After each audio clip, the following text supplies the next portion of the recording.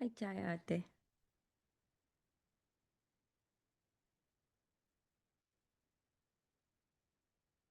ನಿಮ್ದು ಮ್ಯೂಟ್ ಆಗಿದೆ.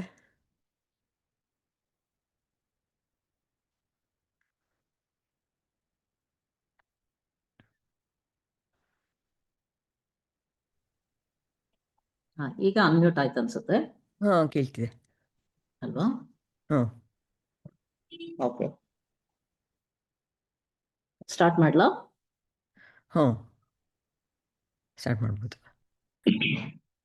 ಶ್ರೀ ಗುರುಭ್ಯೋ ನಮಃ.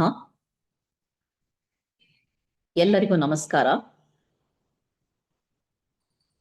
ಕಳೆದ ವಾರ ಅಪರ್ಣ ಫೋನ್ ಮಾಡಿಬಿಟ್ಟು ಗುರುವಾರದ ಕ್ಲಾಸನ್ನ ನೀವು ಮಾಡ್ತೀರಾ, ಅವತ್ತು ಅಣ್ಣ ಬರ್ತಾ ಇಲ್ಲ ಅಂತ ಹೇಳಿದ್ಲು.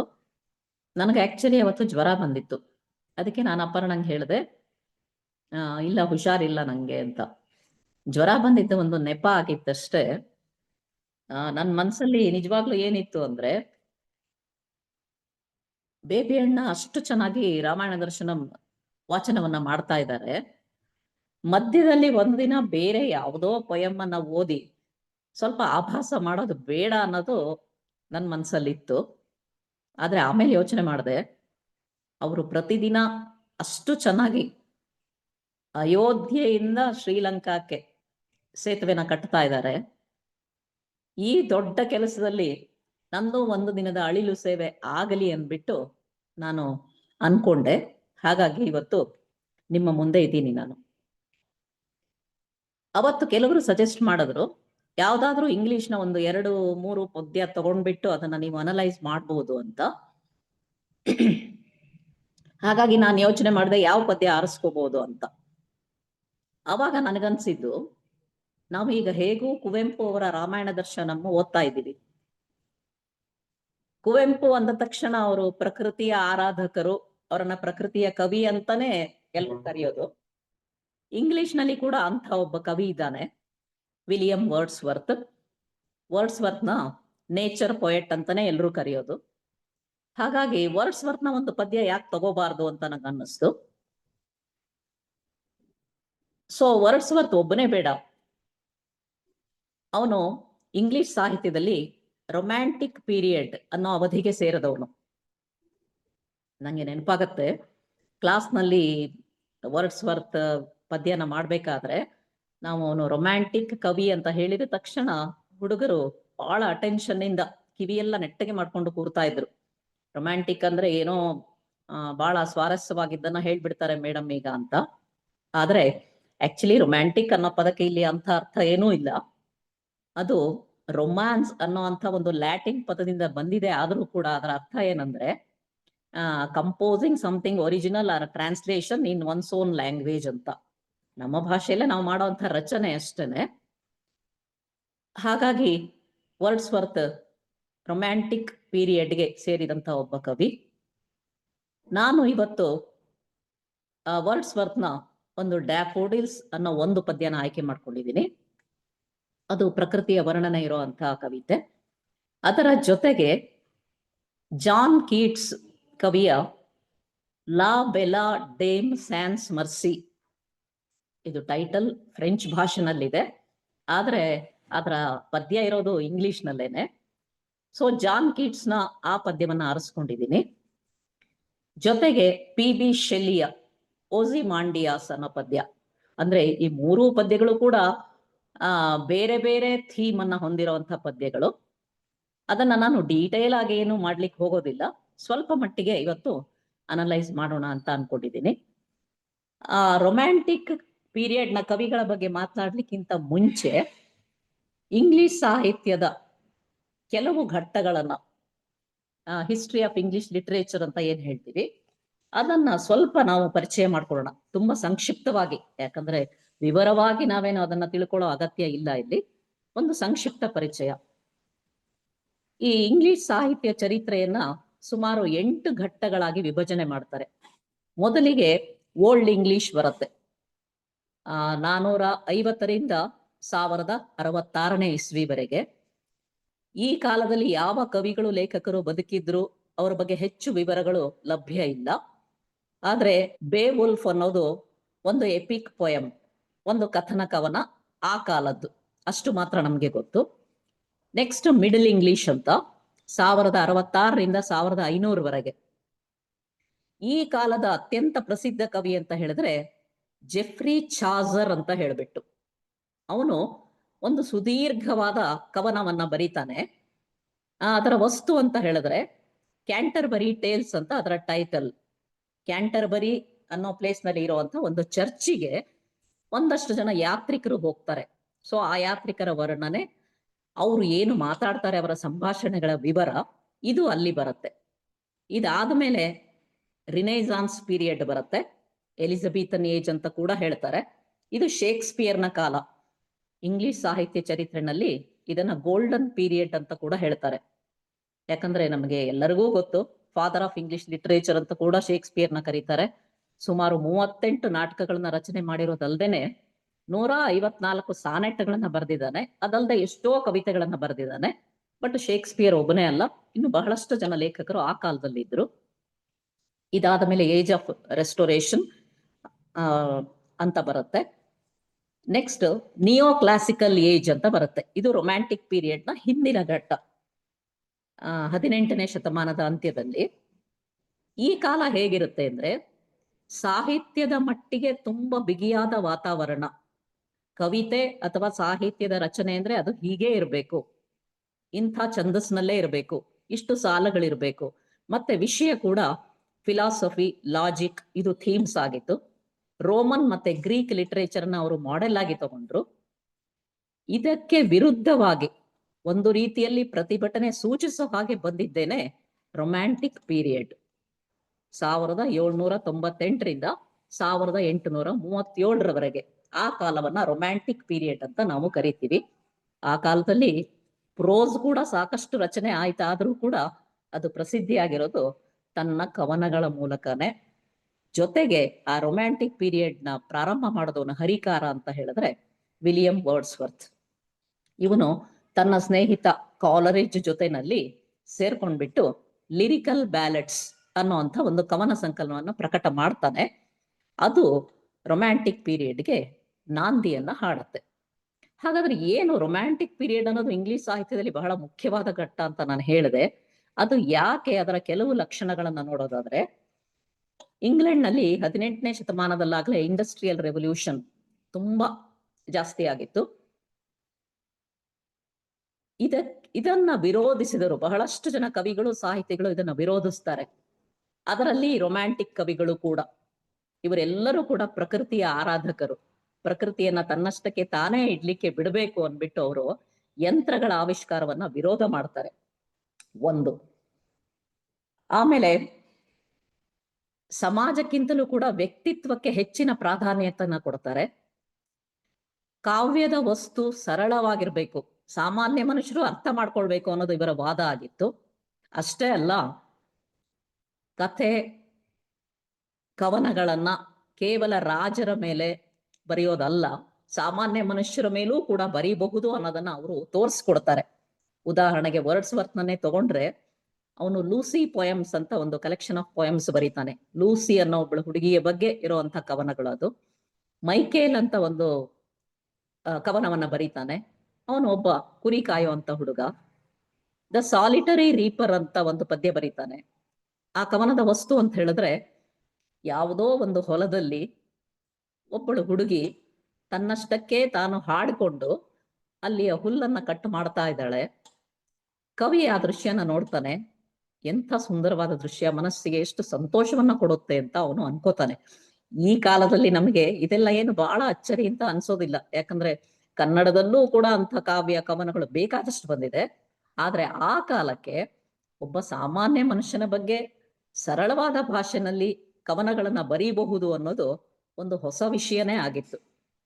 ಹಾಗಾಗಿ ವಿಲಿಯಂ ವರ್ಡ್ಸ್ವರ್ತ್ ಆ ಗೋಲ್ಡನ್ ಏಜ್ ಏನು, ರೊಮ್ಯಾಂಟಿಕ್ ಏಜ್ ಏನಿದೆ, ಇದರ ಮುಖ್ಯವಾದಂಥ ಕವಿ. ಇವನ ಜೊತೆನಲ್ಲಿ ಶೆಲ್ಲಿ, ಕೀಟ್ಸ್, ಕಾಲರಿಜ್ ಇವರೆಲ್ಲರೂ ಕೂಡ ಇದ್ದಾರೆ.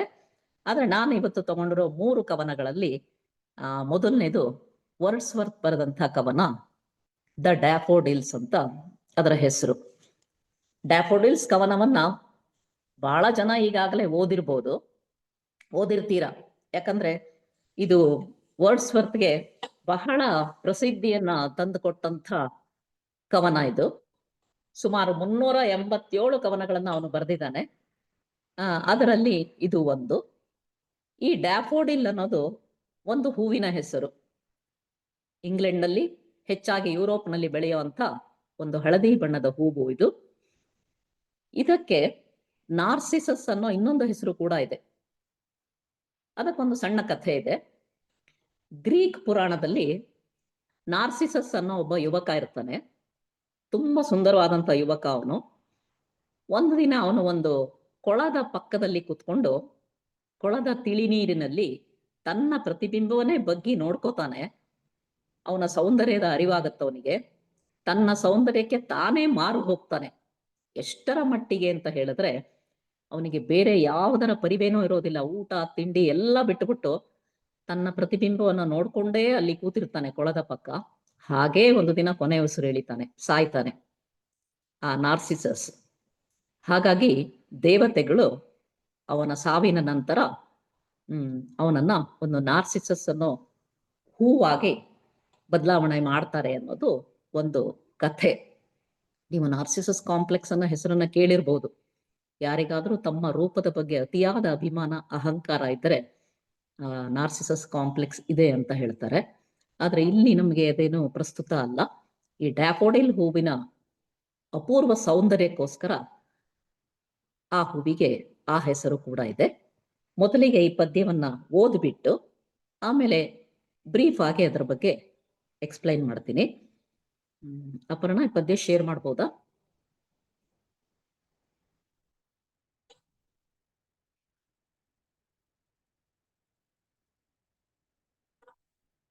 ಮೊದಲಿಗೆ ಡ್ಯಾಫೋಡಿಲ್ಸ್ ಪದ್ಯ, ಅದರ ಒಂದು ಪಿಕ್ಚರ್ ಕೂಡ ಅಲ್ಲಿ ಇರೋದನ್ನ ನೀವು ನೋಡಬಹುದು. I wandered lonely as a cloud that floats on high over vales and hills, when all at once I saw a crowd, a host of golden daffodils, beside the lake, beneath the trees, fluttering and dancing in the breeze. Wordsworth nature poet ಅಂತ ನಾನು ಹೇಳಿದೆ, ಪ್ರಕೃತಿಯ ಕವಿ. ಮೊದಲನೇ ಸ್ಟ್ಯಾನ್ಸದಲ್ಲೇ ನೋಡಿ, ಅವನು ಒಂಟಿಯಾಗಿ ಓಡಾಡ್ತಾ ಇದ್ದಾನಂತೆ.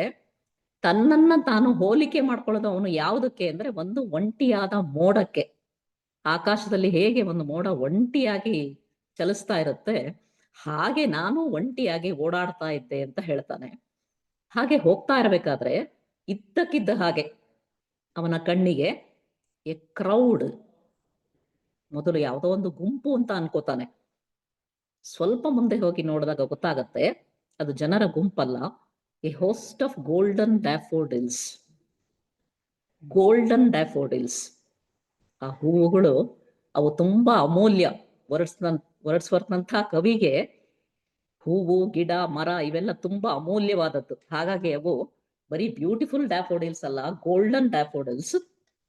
ಮತ್ತೆ ಅವು ಎಲ್ಲಿತ್ತು ಅಂದ್ರೆ, ಅವನ ಪೊಯೆಟಿಕ್ ಲ್ಯಾಂಗ್ವೇಜ್ ನೋಡಿ. Beside the lake, beneath the trees, fluttering and dancing in the breeze. ಕೊಳದ ಪಕ್ಕದಲ್ಲಿ, ಮರಗಳ ಕೆಳಗೆ ತಂಗಾಳಿ ಬೀಸಿದಾಗ ಸಹಜವಾಗಿ ಯಾವುದೇ ಗಿಡಗಳಾಗಲಿ ಹೂವುಗಳಾಗಿ ಅಲ್ಲಾಡ್ತವೆ. ಆದ್ರೆ ಇಲ್ಲಿ ಕವಿ ಹೇಳ್ತಾನೆ, they are fluttering and dancing in the breeze. ಅವು ಡಾನ್ಸ್ ಮಾಡ್ತಾ ಇರೋ ಹಾಗೆ ಆ ಕವಿಗೆ ಅನ್ಸುತ್ತೆ. ಇಲ್ಲಿ ಅವನದನ್ನ ಪರ್ಸಾನಿಫೈ ಮಾಡ್ತಾ ಇದ್ದಾನೆ, ಒಂದು ಅಲಂಕಾರವನ್ನ ಉಪಯೋಗಿಸ್ತಾ ಇದ್ದಾನೆ. ಜೀವ ಇಲ್ಲದೆ ಇರುವಂತ ವಸ್ತುವಿಗೂ ಕೂಡ ಜೀವ ಇದೆ ಅನ್ನೋ ರೀತಿನಲ್ಲಿ. ಇಲ್ಲಿ ನನಗೆ ನಿನ್ನೆ ಅಣ್ಣ ರಾಮಾಯಣ ದರ್ಶನಂ ವ್ಯಾಖ್ಯಾನವನ್ನ ಮಾಡ್ತಾ ಹೇಳಿದ ಒಂದು ಸಂದರ್ಭ ನೆನಪಾಗುತ್ತೆ. ಸೀತೆಯನ್ನ ಕರ್ಕೊಂಡೋಗಿ ಅಶೋಕವನದಲ್ಲಿ ಇಡ್ತಾನೆ ರಾವಣ. ಎಂಥ ಸ್ಥಳವನ್ನ ಅವನು ಆರಿಸ್ಕೋತಾನಂತೆ ಅಂದ್ರೆ, ತುಂಬಾ ಸುಂದರವಾದ ಉದ್ಯಾನವನ. ಯಾವ ಕಡೆಯಿಂದ ತೆಗೆದು ಹೊರಗಡೆ ಹೋಗಿ ನೋಡಿದ್ರೂ ಕೂಡ ಅಲ್ಲಿ ಸಮುದ್ರ ಕಾಣ್ಬೇಕು, ಅಷ್ಟು ಸುಂದರವಾಗಿರುತ್ತೆ ಅಂತ. ನಿಜವಾಗ್ಲೂ ರಾವಣನಿಗೆ ಅಂಥ ಒಳ್ಳೆಯ ಅಭಿರುಚಿ ಇತ್ತೋ ಇಲ್ವೋ ಗೊತ್ತಿಲ್ಲ. ಆದ್ರೆ ಕುವೆಂಪು ಅವರಿಗೆ ಖಂಡಿತ ಇದ್ದಿದ್ರಿಂದ ಅವರೇನು ಮಾಡಿದ್ರು, ತಮ್ಮ ಪ್ರಕೃತಿ ಪ್ರೇಮವನ್ನ ರಾವಣನಿಗೂ ಕೂಡ ಆರೋಪಿಸ್ತಾರೆ. ಅದೇ ರೀತಿ ಕವಿಯ ಮನಸ್ಸು ಎಷ್ಟು ಉಲ್ಲಾಸಗೊಂಡಿದೆ ಅಂದ್ರೆ ಅವನು ಪ್ರಕೃತಿಯಲ್ಲಿ ಇರೋ ಎಲ್ಲ ವಸ್ತುಗಳು ಅಷ್ಟೇ ಉಲ್ಲಾಸದಿಂದ ಇದೆ ಅಂತ ಅವನಿಗೆ ಅನ್ಸುತ್ತೆ. ಸೆಕೆಂಡ್ ಸ್ಟ್ಯಾನ್ಸದಲ್ಲಿ continuous as stars that shine and twinkle on the Milky Way, they stretched in never-ending line along the margin of a bay. 10,000 saw I at a glance, tossing their heads in sprightly dance. ಆ ಹೂವುಗಳನ್ನ ಅವನು ಹೋಲಿಕೆ ಮಾಡ್ತಾನೆ. Milky ವೇನಲ್ಲಿ, ಆಕಾಶದಲ್ಲಿ ಸಾಲು ಸಾಲಾಗಿ ಹರಡಿಕೊಂಡಿರೋ ನಕ್ಷತ್ರಗಳ ರೀತಿನಲ್ಲಿ ಈ ಡಾಫೋಡಿಲ್ಸ್ ಹೂಗಳು ಸಹ ಸಾವಿರದ ಸಂಖ್ಯೆನಲ್ಲಿ ಕೊಳದ ಪಕ್ಕದಲ್ಲಿ ಹರಡಿಕೊಂಡಿದ್ವು. Never ending line. ಮತ್ತೆ ಆ ಡಾನ್ಸ್ ಅಂತ ಅವನು ಏನು ಮೊದಲನೇ ಸ್ಟ್ಯಾನ್ಸಲ್ಲಿ ಹೇಳ್ತಾನೆ ಅದನ್ನು ಮುಂದುವರಿಸ್ತಾನೆ ಇಲ್ಲೂ ಕೂಡ. They were tossing their heads. Personification ಅಲಂಕಾರ ಇಲ್ಲೂ ಕೂಡ ಮುಂದುವರಿಯುತ್ತೆ. ತಮ್ಮ ತಲೆಯನ್ನು ನಾವು ಅಲ್ಲಾಡಿಸ್ತಾ ಇದ್ವು. And it's not an ordinary dance, it's a sprightly dance, spirited dance. ತುಂಬಾ ಖುಷಿಯಾಗಿ ಅವು ನರ್ತನವನ್ನ ಮಾಡ್ತಾ ಇದ್ವು ಅಂತ ಕವಿಗೆ ಅನ್ಸುತ್ತೆ. The waves beside them danced but they outdid the sparkling wave in glee. ಸಂತಸದಲ್ಲಿರುವಂತಹ ಕವಿಗೆ ಎಲ್ಲವೂ ಅದೇ ರೀತಿಯಲ್ಲಿ ಕಾಣ್ತಾ ಇದೆ. ಕೊಳದಲ್ಲಿ ಅಲೆಗಳು ಇದಾವೆ. ಆ ಅಲೆಗಳ ಮೂವ್ಮೆಂಟ್ ಕೂಡ ಇವನಿಗೆ ಹೇಗೆ ಕಾಣುತ್ತೆ ಅಂದ್ರೆ ದೇ ಆರ್ ಡಾನ್ಸಿಂಗ್. ಒಂದು ಡಾನ್ಸ್ ಕಾಂಪಿಟಿಷನ್ನೇ ಇದೆ ಅಲ್ಲಿ ಅಲೆಗಳಿಗೆ ಮತ್ತೆ ಡ್ಯಾಫೋಡಿಲ್ ಹೂಗಳಿಗೆ. ಆದ್ರೆ ಆ ಸ್ಪರ್ಧೆನಲ್ಲಿ ಯಾರು ಗೆಲ್ತಾರೆ ಅಂದ್ರೆ ಖಂಡಿತವಾಗಿ ಆ ಡ್ಯಾಫೋಡಿಲ್ ಹೂಗಳೇ ಗೆಲ್ಲೋದು. ಗ್ಲೀ ಅಂತ ಹೇಳಿದ್ರೆ ಖುಷಿ. A poet could not but B ಗೇ ಇನ್ ಸಚ್ ಎ ಜೋಕಂಡ್ ಕಂಪೆನಿ. ಇಲ್ಲಿ ಗೇ ಮತ್ತೆ ಜೋಕಂಡ್ ಎರಡರ ಅರ್ಥನೂ ಕೂಡ ಹ್ಯಾಪಿ ಅಂತ ಅರ್ಥ. ಅಂಥ ಒಂದು ಆ ರೀತಿಯ ಕಂಪ್ಯಾನಿಯನ್ಸ್ ಸುತ್ತ ಇರಬೇಕಾದ್ರೆ ಸಂತೋಷವಾಗಿ ಇಲ್ಲದೆ ಇರಲಿಕ್ಕೆ ಒಬ್ಬ ಕವಿಗೆ ಹೇಗೆ ಸಾಧ್ಯ ಅಂತ ಕೇಳ್ತಾನೆ Wordsworth. I gazed and gazed. ಎಷ್ಟೊತ್ತು ಅಲ್ಲಿ ನಿಂತಿದ್ನೋ ನನಗೆ ಗೊತ್ತಿಲ್ಲ, ನಾನು ನೋಡ್ತಾನೆ ಇದ್ದೆ. But little thought what wealth the show to me had brought. ಆದ್ರೆ ಅವತ್ತಿನ ಆ ಸನ್ನಿವೇಶ ನನಗೆ ಎಂಥ ಸಂಪತ್ತನ್ನ, ನಿಧಿಯನ್ನ ತಂದು ಕೊಡ್ತು ಅಂತ ಆ ಕ್ಷಣದಲ್ಲಿ ನನಗೆ ಗೊತ್ತಾಗಲಿಲ್ಲ ಅಂತ ಹೇಳ್ತಾನೆ. ಏನು ಅವನಿಗೆ ಸಿಕ್ಕಂತ ನಿಧಿ, ಸಂಪತ್ತು, ಅದು ಕೊನೆಯ ಸ್ಟ್ಯಾನ್ಸದಲ್ಲಿ ನಮಗೆ ಗೊತ್ತಾಗತ್ತೆ. ಆ ನಿಧಿ ಏನು ಅಂದ್ರೆ ಫಾರ್ ಆಫನ್, OFT, ಆಫ್ಟ್ ಅಂದ್ರೆ ಆಫನ್ ಅನ್ಲಿಕ್ಕೆ ಶಾರ್ಟ್ ಫಾರ್ಮ್, ಕೆಲವು ಸಲ. When on my couch I lie in vacant or in pensive mood. ಕೆಲವು ಸಲ ಯಾರಿಗಾದರೂ ಮನಸ್ಸಿಗೆ ಏನೋ ಬೇಸರ ಆಗಿರುತ್ತೆ, ಕಾರಣನೇ ಇಲ್ಲ, ಒಂಟಿತನ, ಖಾಲಿ ಖಾಲಿ ಅಂತ ಅನ್ನಿಸ್ತಾ ಇರುತ್ತೆ. ಹಾಗೆ ಅನ್ನಿಸ್ದಾಗ ನಾನು ಸುಮ್ಮನೆ ಮಲ್ಕೊಂಡಿರ್ತೀನಿ. They flash upon that inward eye. ಹಾಗಿದ್ದಾಗ ಇದ್ದಕ್ಕಿದ್ದ ಹಾಗೆ ಏನಾಗುತ್ತೆ ಅಂದ್ರೆ ನನ್ನ ಒಳಗಣ್ಣಿನ ಎದುರುಗಡೆ ಆ ಡ್ಯಾಫೋಡಿಲ್ ಹೂಗಳು ಕಾಣಿಸ್ಕೊಳ್ತವೆ. Which is the bliss of solitude. Solitude ಅಂದ್ರೆ ಏಕಾಂತ. ಏಕಾಂತದಲ್ಲಿರುವಂತ ಲಾಭ ಏನು ಅಂತ ಹೇಳಿದ್ರೆ ಆಗ ನಿಮ್ಮ ಒಳಗಣ್ಣು ತೆರೆಕೊಳ್ಳುತ್ತೆ ಕವಿಯ ಪ್ರಕಾರ. ಹಾಗಾಗಿ ಇದಕ್ಕೆ ಮುಂಚೆ ಅವನ ಫೀಲಿಂಗ್ ಏನಿದೆ ಅಂದ್ರೆ ಅವನು ಒಂಟಿತನ, ದುಃಖ, ಬೇಜಾರಾಗ್ತಾ ಇದೆ, ಬೋರ್ ಆಗ್ತಾ ಇದೆ ಅವನಿಗೆ.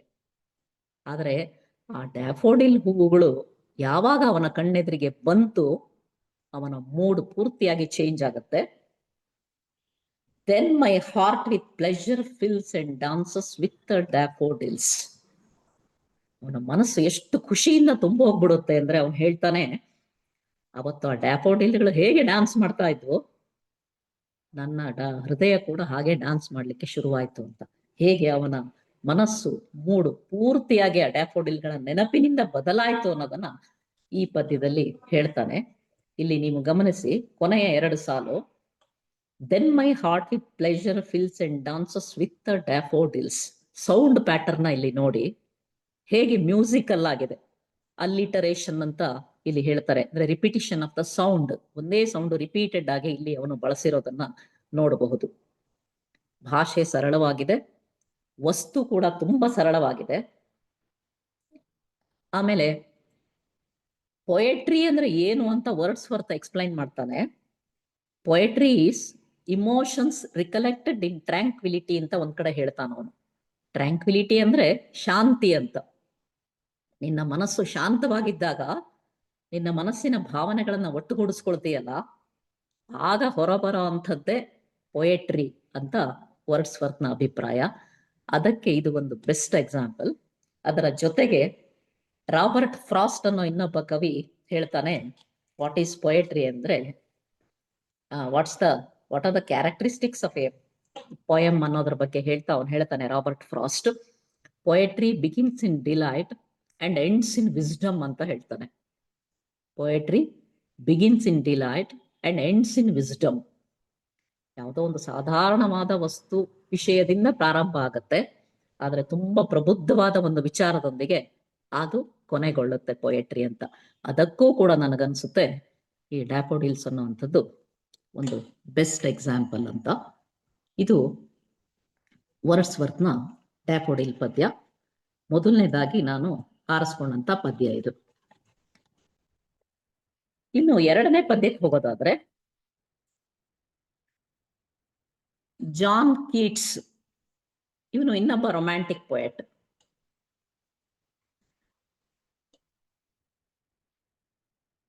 ಈ ಪದ್ಯದ ಟೈಟಲ್ ಲಾ ಬೆಲಾ ಡೇಮ್ ಸ್ಯಾನ್ಸ್ ಮರ್ಸಿ ಅಂತ. The beautiful woman without mercy. Sans ಅಂದ್ರೆ ವಿತೌಟ್, ಬೆಲ್ಲಾ ಅಂದ್ರೆ ಹುಡುಗಿ, ಸ್ತ್ರೀ, ಕರುಣೆ ಇಲ್ಲದೆ ಇರೋ ಅಂತ ಹೆಣ್ಣು ಅನ್ನೋದು ಈ ಪದ್ಯದ ಟೈಟಲ್. ಜಾನ್ ಕೀಟ್ಸ್ ಬಗ್ಗೆ ಸ್ವಲ್ಪ ಹೇಳೋದಾದ್ರೆ, ಕೇವಲ 25 ವರ್ಷ ಬದುಕಿದಂಥ ಕವಿ.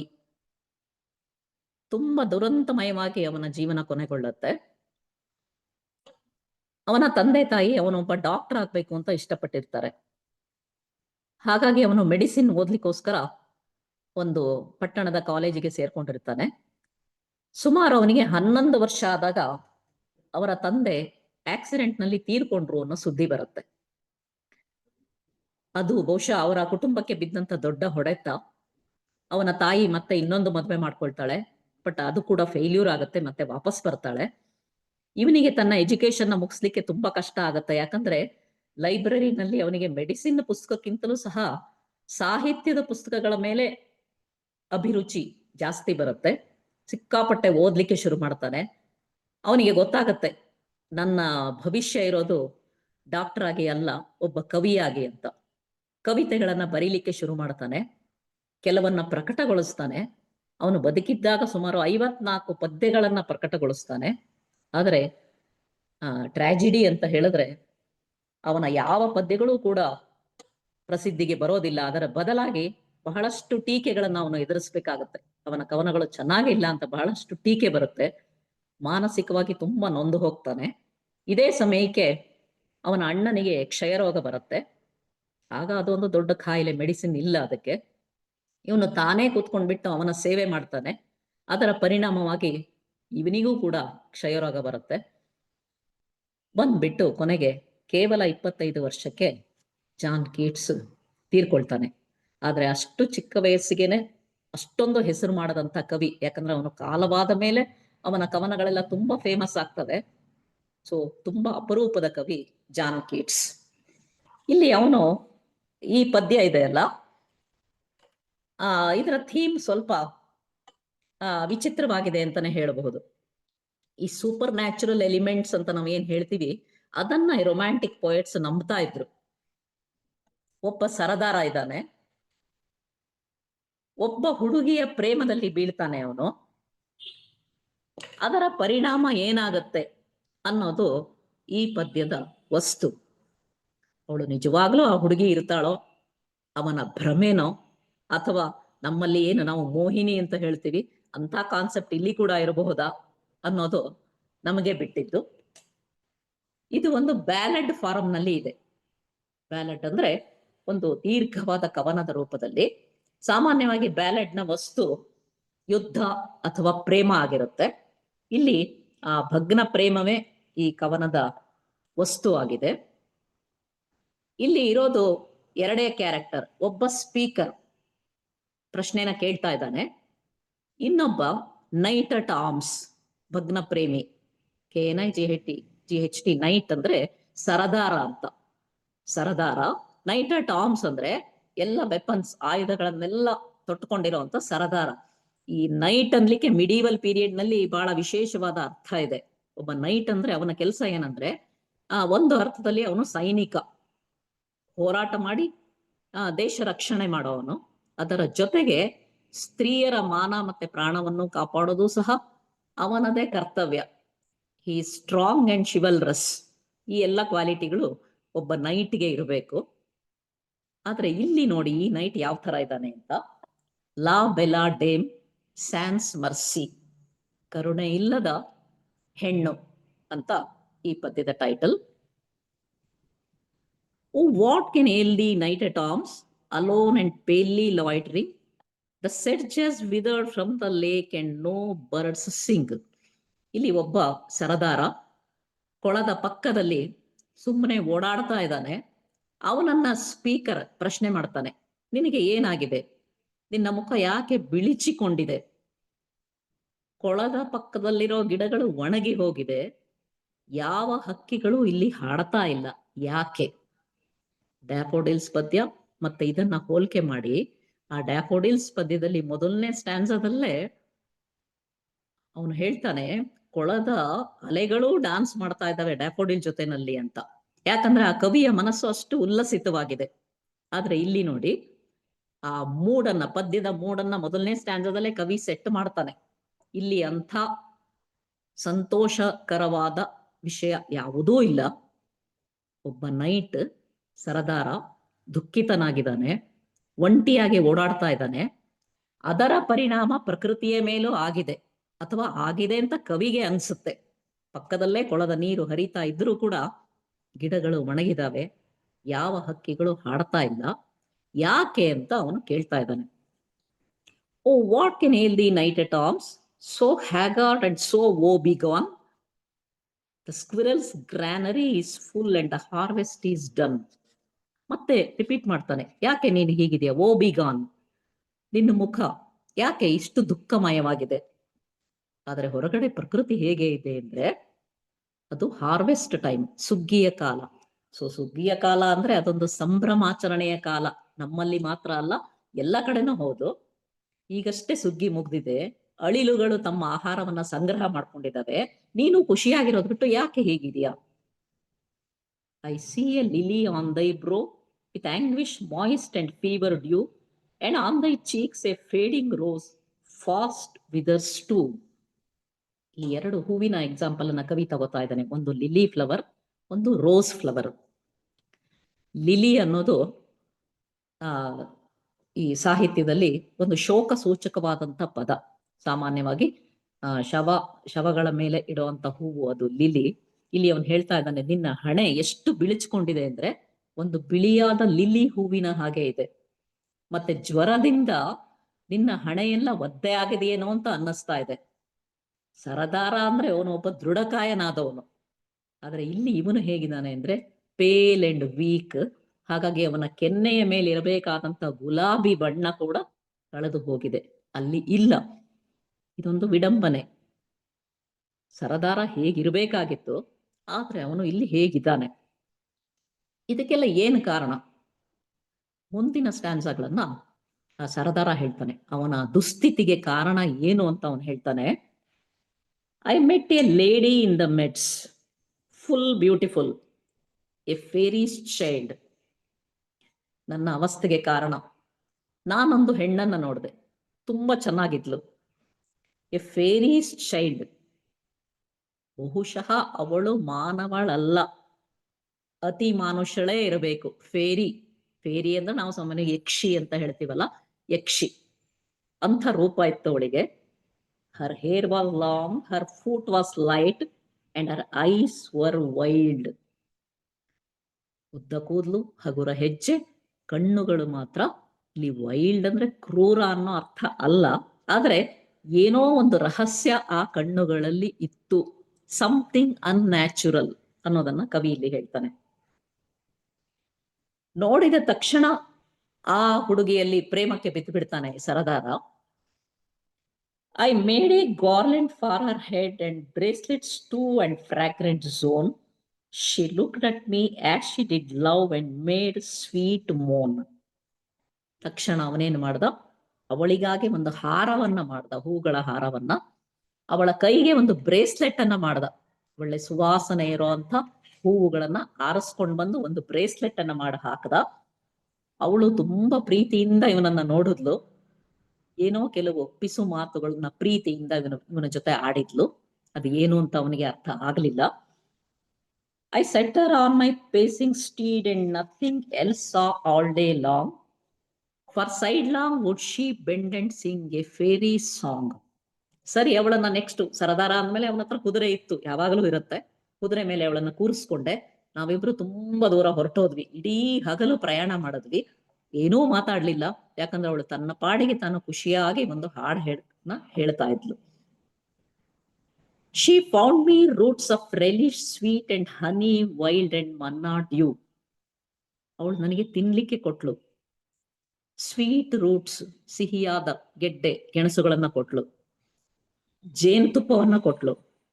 ಮನ್ನಾ ಡ್ಯೂ, ಮನ್ನಾ ಡ್ಯೂ ಅಂದ್ರೆ ಇದು ನಾವು ಏನು ಅಮೃತ ಅಂತ ಹೇಳ್ತೀವಿ, ಇದರ ಈಕ್ವಿವಲೆಂಟ್. ಇಲ್ಲಿ ಇಸ್ರೇಲ್ನವರು ಈಜಿಪ್ಟ್ ಅನ್ನ ಬಿಟ್ಟು ಮರುಭೂಮಿಯಲ್ಲಿ ಪ್ರಯಾಣ ಮಾಡ್ಬೇಕಾದ್ರೆ ಅವರಿಗೆ ಏನೂ ಆಹಾರ ಸಿಗ್ತಾ ಇರಲಿಲ್ಲ. ಆಗ ದೇವರು ಆಕಾಶದಿಂದ ಅವರಿಗೆ ಈ ಅಮೃತವನ್ನ, ಈ ಮನ್ನಾ ಡ್ಯೂ ಅನ್ನೋ ಲಿಕ್ವಿಡ್ ಅನ್ನ ಅಲ್ಲಿಂದ ಸುರಿದ್ನಂತೆ.